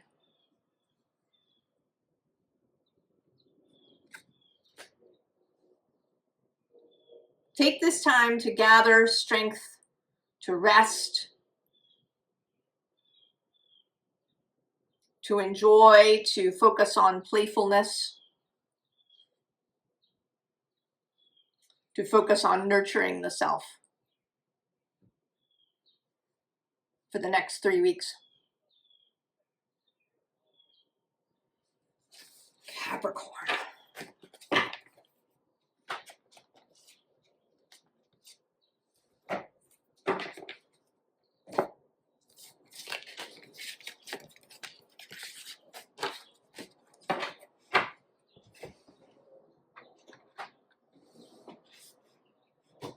Aquarius.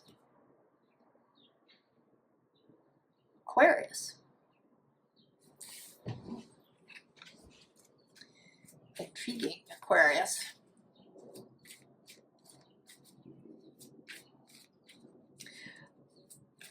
But maybe that's appropriate. I have these cards, these oracle cards. I was intending to take one at the end, but it's turned out that the end of one is the beginning of another. And your beginning is this new directions. And for sure that is the part of the now. Pluto moving through your sign, Uranus now moving trine rather than square. Jupiter moving into Leo in opposition. Sometimes that's a very fertile period when you have an oppositional arrangement. Neptune sextile in Aries, Saturn sextile in Aries.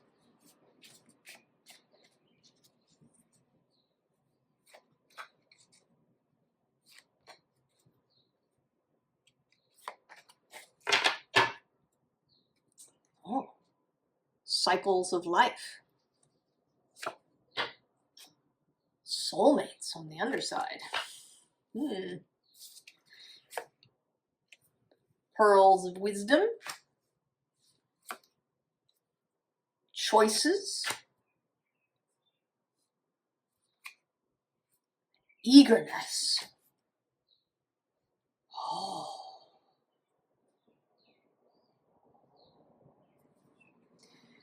Well, this seems to be the embrace of optimism.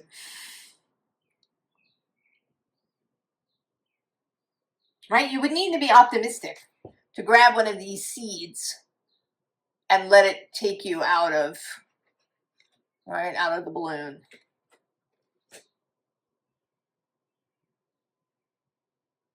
And that's a Uranian idea. Aquarius has this combination of Saturn and Uranus as its planets.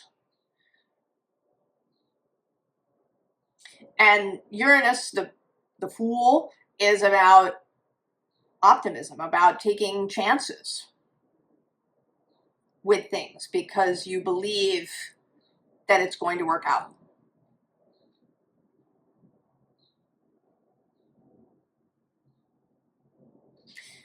And it may be, too, with this Pearls of Wisdom that you feel that you've collected enough experience, enough wisdom, that now you can really make choices wisely. And all of that, this optimism, this forward-lookingness, this, perhaps shot of energy that's come through you with Uranus in Gemini, that you feel really eager. I love this card, this eagerness card.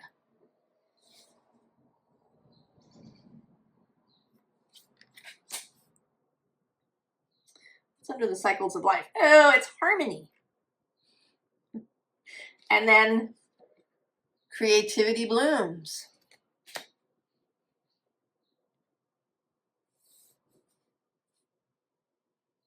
So it seems that this conjunction is really giving you a burst of optimism and confidence and eagerness.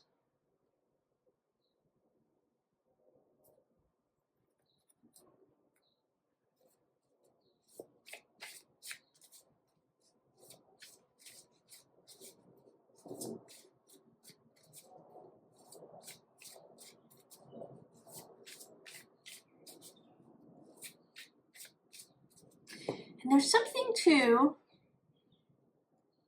about putting things together in new ways. You know, these cards are kind of collage cards.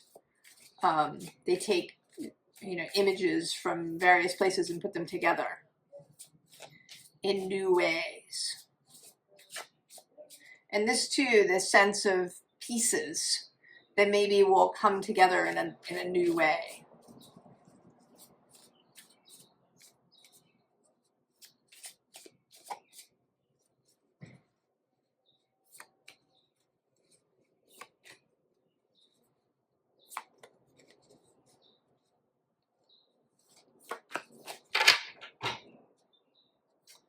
Oh, interesting. 7 of Cups. Seduction. That's Venus in Scorpio. 9 of Wands. He's appeared a number of times.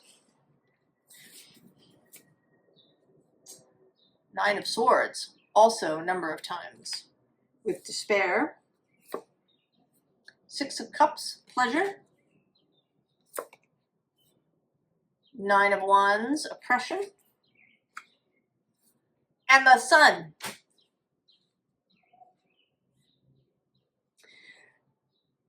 The surmounting of this sense of despair, the sense of oppression. And there may have been a seduction. I'm running low on battery power, but we'll finish you, Aquarius. Right below this 7 of Cups is the King of Swords. That's your card.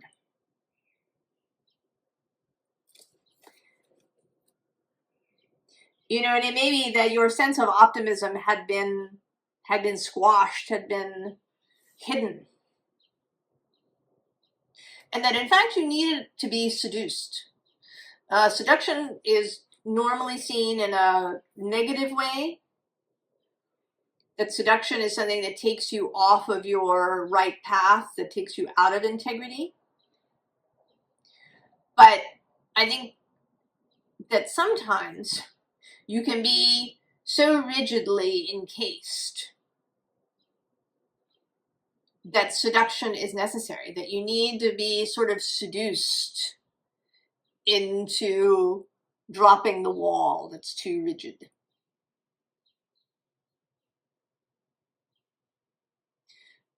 That actually you need to be seduced back to yourself, back to integrity.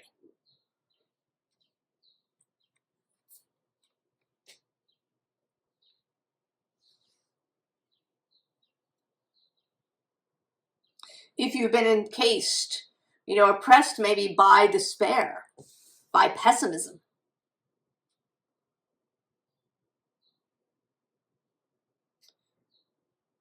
this transit, this aspect is going to bring you back to the possibilities of pleasure and light and joy and eagerness and optimism.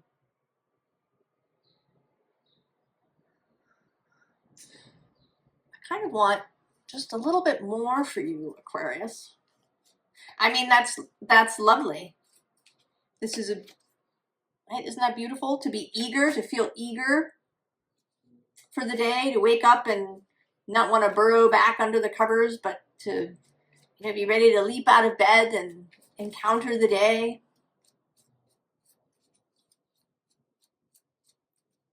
To feel excited, to feel so confident to grab this seed and be carried off by it.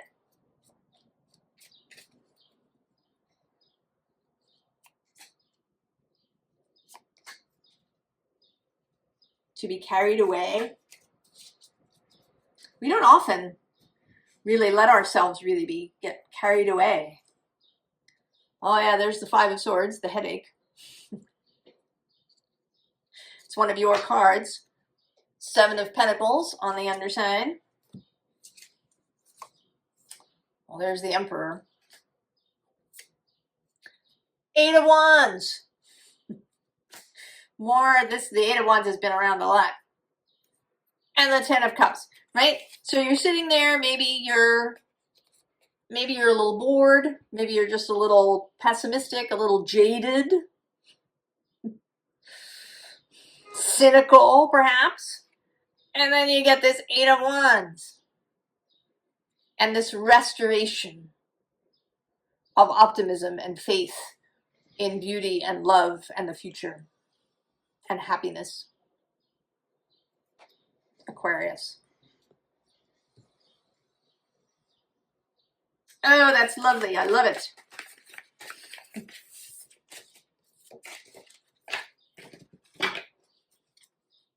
Oh, I didn't tell you to pull your last card. I almost forgot. What's your last card?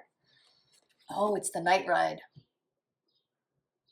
So this is about feeling safe.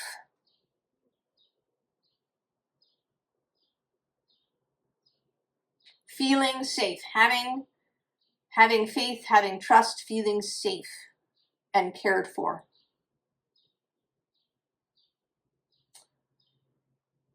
And that allows this eagerness, in little children, that they feel safe, that they can run back to their parents when they need to. That builds confidence. It builds confidence in other people. It allows you to build confidence in yourself because you can, explore a little bit further every time, knowing that you can go back.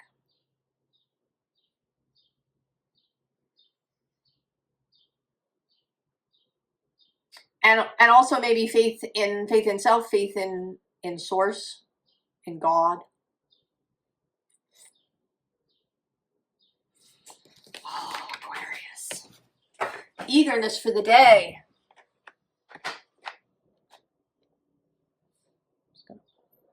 All right, Pisces. Pisces.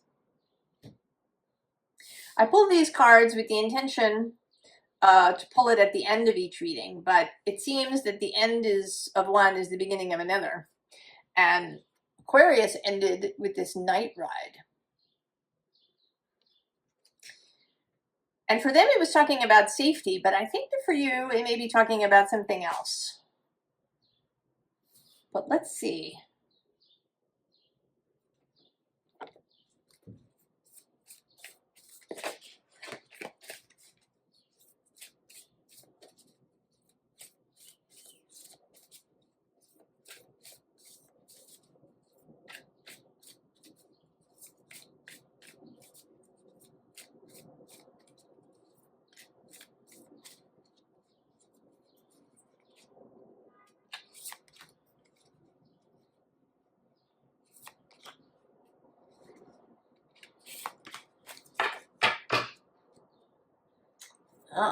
Deeper than before. How deep can you go, Pisces? Chamber of Protection on the underside. Now Jupiter is your planet, and Venus is an exalted guest when she's in Pisces. So these two are very you. Beauty and philosophy, beauty and faith, love, art, genius, I want to say. Oh, the tall poppy. Speaking of genius. plenty versus scarcity, and the mystic rather than the machine. Oh. So yeah, so this night ride is you going somewhere where you've never been before. This deeper than before.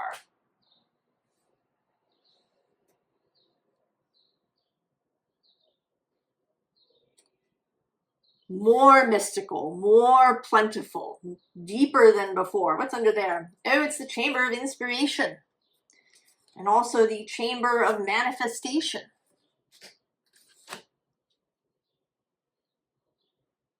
You know, this feels less like the, you know, the tall poppy is about standing out.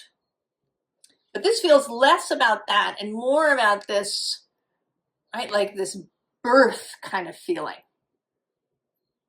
here.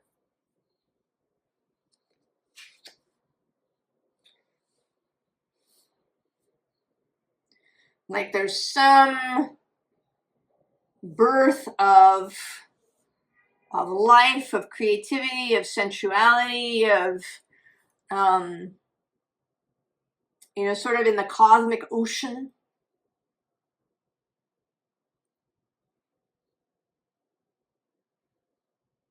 And that it leads you into this space of plenty and this space of the mystic. This night ride that you're going on.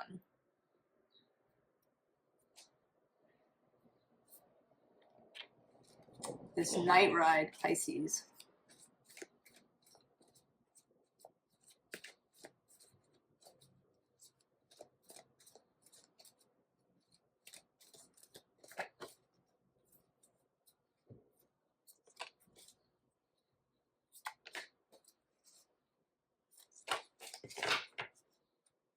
Aha, the Merlin, indeed. Dragon on the underside. Power, strength. And I'm sort of seeing a connection between these two cards.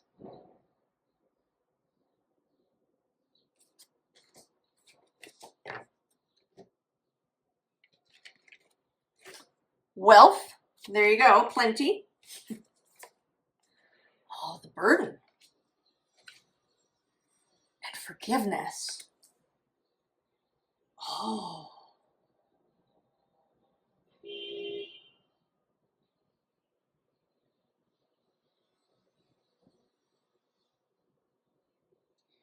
So there's something you've been carrying around, Pisces, that has interfered with this plenty.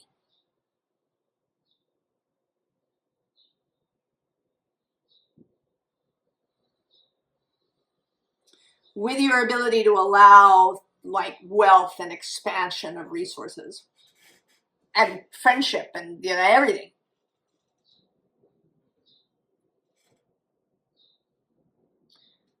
Another thing that's happening, Pisces, is that Uranus is squaring the nodes of the moon. And the North Node is in Pisces. And I feel like that energy of Uranus is the Merlin. Oh, and then we also have below that the Lady of the Lake. There's some kind of, that the combination of Jupiter and Venus meeting, all of that beauty, that's this.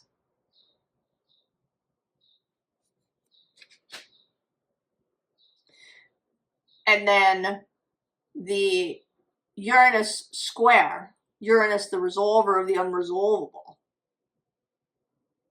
Uranus showing up as the Merlin and the Lady of the Lake to remove the burden that prevents wealth. There may be some forgiveness that happens.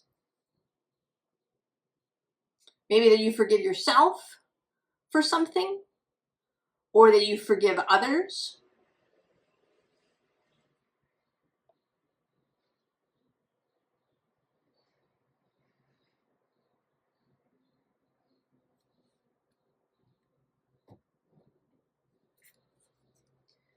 A little more, Pisces. But there's something that is, the burden will be lifted.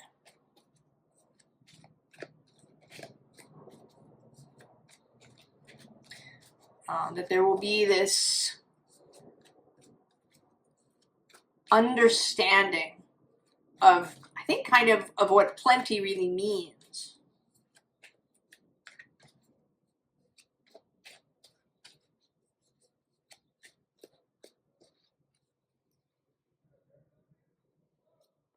And of how the universe sees plenty.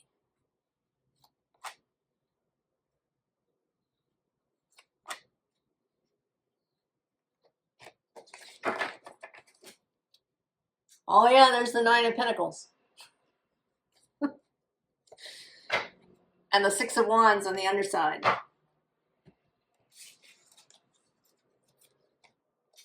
Ten of Cups.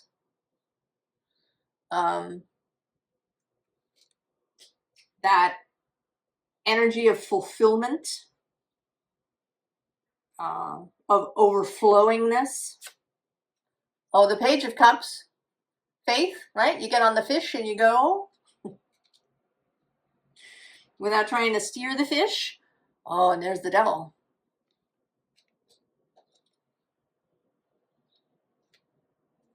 And the world. Oh.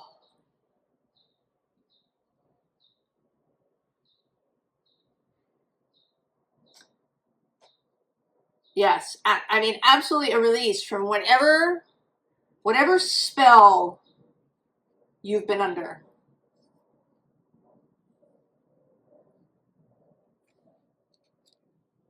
That this energy of love that may permeate your day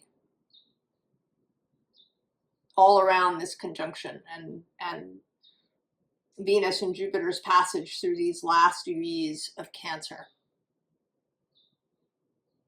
trining the last degrees of Pisces.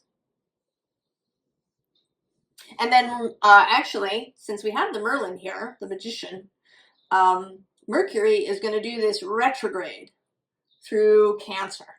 And he's going to cross this conjunction point 3 times.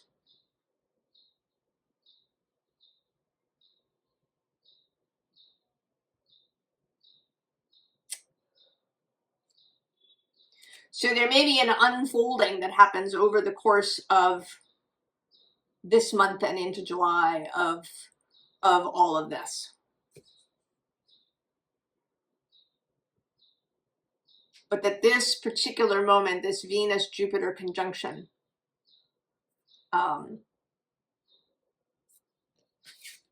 is that.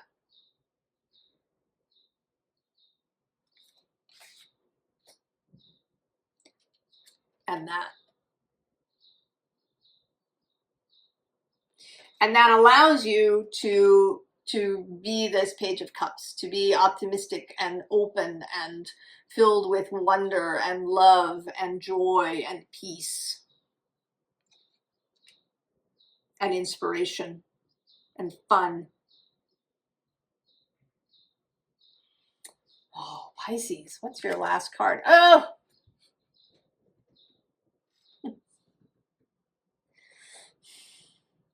Sweetness, the lullaby to go with the night ride. You know, it may be that you have some kind of mystical experience. Maybe that you have a dream, or that things happen in the night as you dream, even if you don't remember your dreams, that things are going on in there that allow all of this to unfold. You know, allow yourself to be lullabied, Pisces. Now, I didn't pull a card for the collective. I wasn't sure if I would do it, but I think I'm going to. And we'll pull it at the end. So, collective, probably if you've watched your sign already, you know that I've been pulling a card, this card at the end, but at the end of one sign is the beginning of the other. So you start with this lullaby. And where else do you want to go?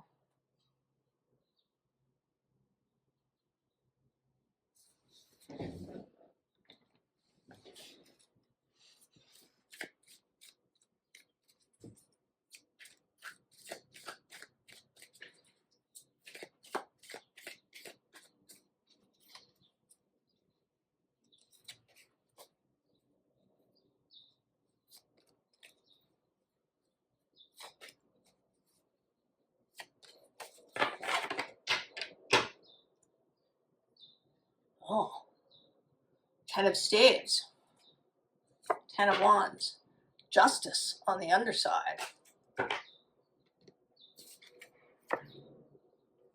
Star, the Ace of Wands, the Emperor, and the Sun. Okay. So how this is showing up is this Justice looks really implacable, unmovable, rigid. And that perhaps we've all been living with that. Next to that is this Chariot. And interestingly, this Chariot has lions, which go with Leo. So I have this feeling of Jupiter moving into Leo, as he does at the end of this month. We also have the Sun. Oh, and then there's the Fool. Anybody else? Oh, the High Priestess.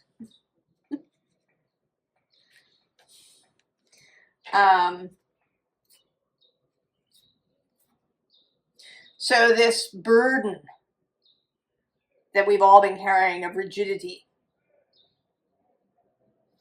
Also the Seven of Swords under that.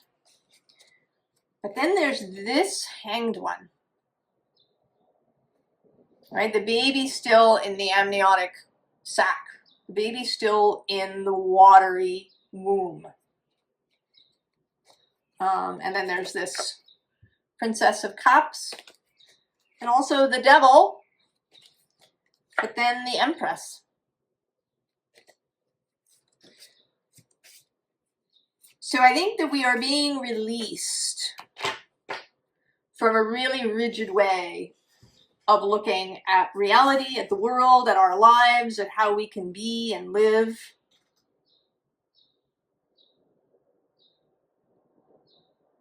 That it has to be just this way.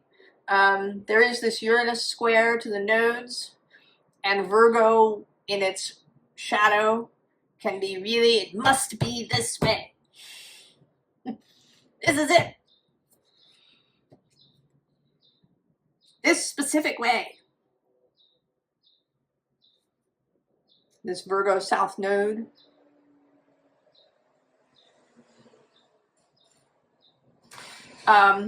Sort of the Piscean shadow can be a kind of fatalism. You know, it's all predestined, it's all fated. I'm just gonna, you know, lie here on the surface of the water and do nothing.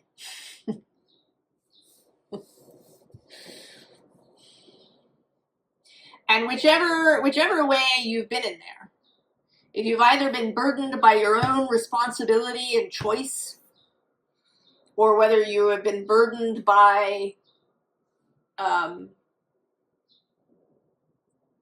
you know, a kind of fatalness or nihilism or,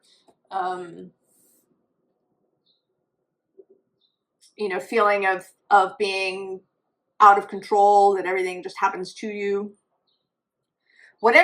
However you've been in a dream, whichever kind of dream you've been locked up in,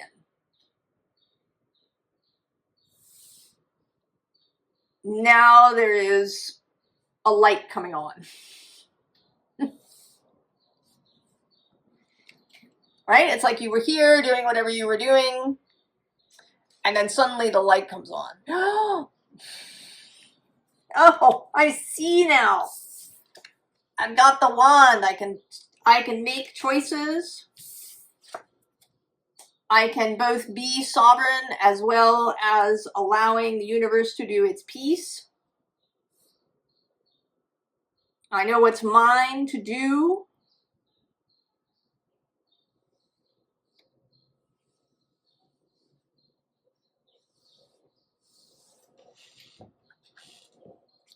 We start here with the star at the bottom of this deck.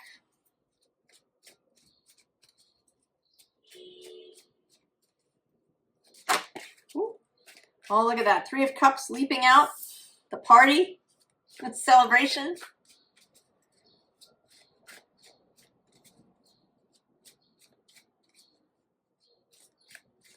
Mercury in Cancer. He is going to retrograde there. Cross over this conjunction point 3 times.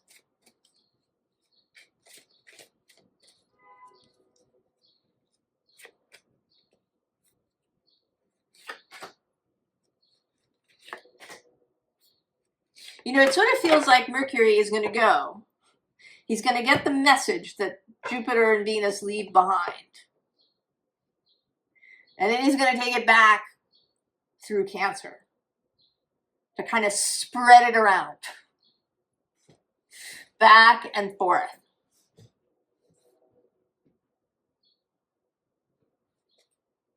Well, there's the Knight of Wands. He's been all over the place. King of Cups on the underside.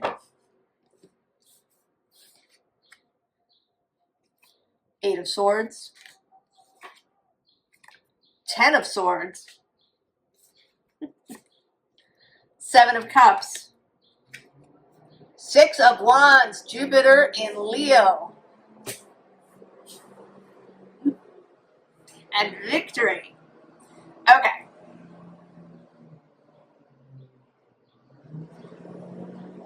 Right below this, we have this lovely 6 of Cups, looking very much like Jupiter meeting Venus.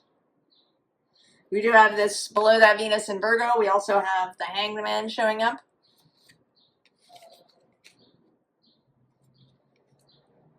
So this conjunction happens. The 8 of Swords is ended. There's a period of considering the options, realizing that there are options. Maybe over the next 3 weeks, the options suddenly open up and we think, oh, I didn't even know, I didn't see. How could I not see? Because you were stuck in this, right? She can't see anything. She's trapped there. And then there's the victory. And Jupiter's move into Leo.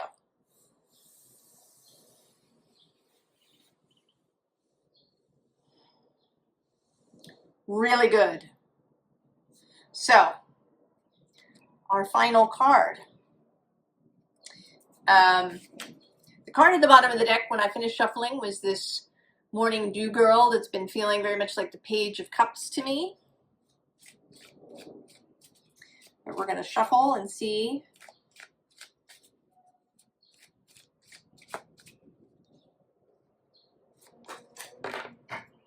Oh, she's returned to the bottom. Who's on the underside? This is the very same arrangement. You watched me shuffle. And we're just where we started.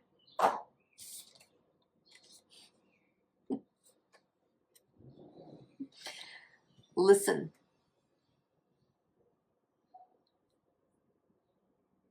Listen.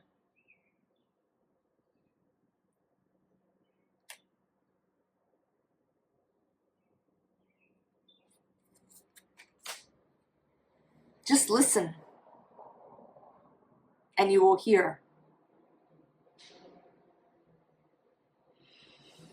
Oh, collective.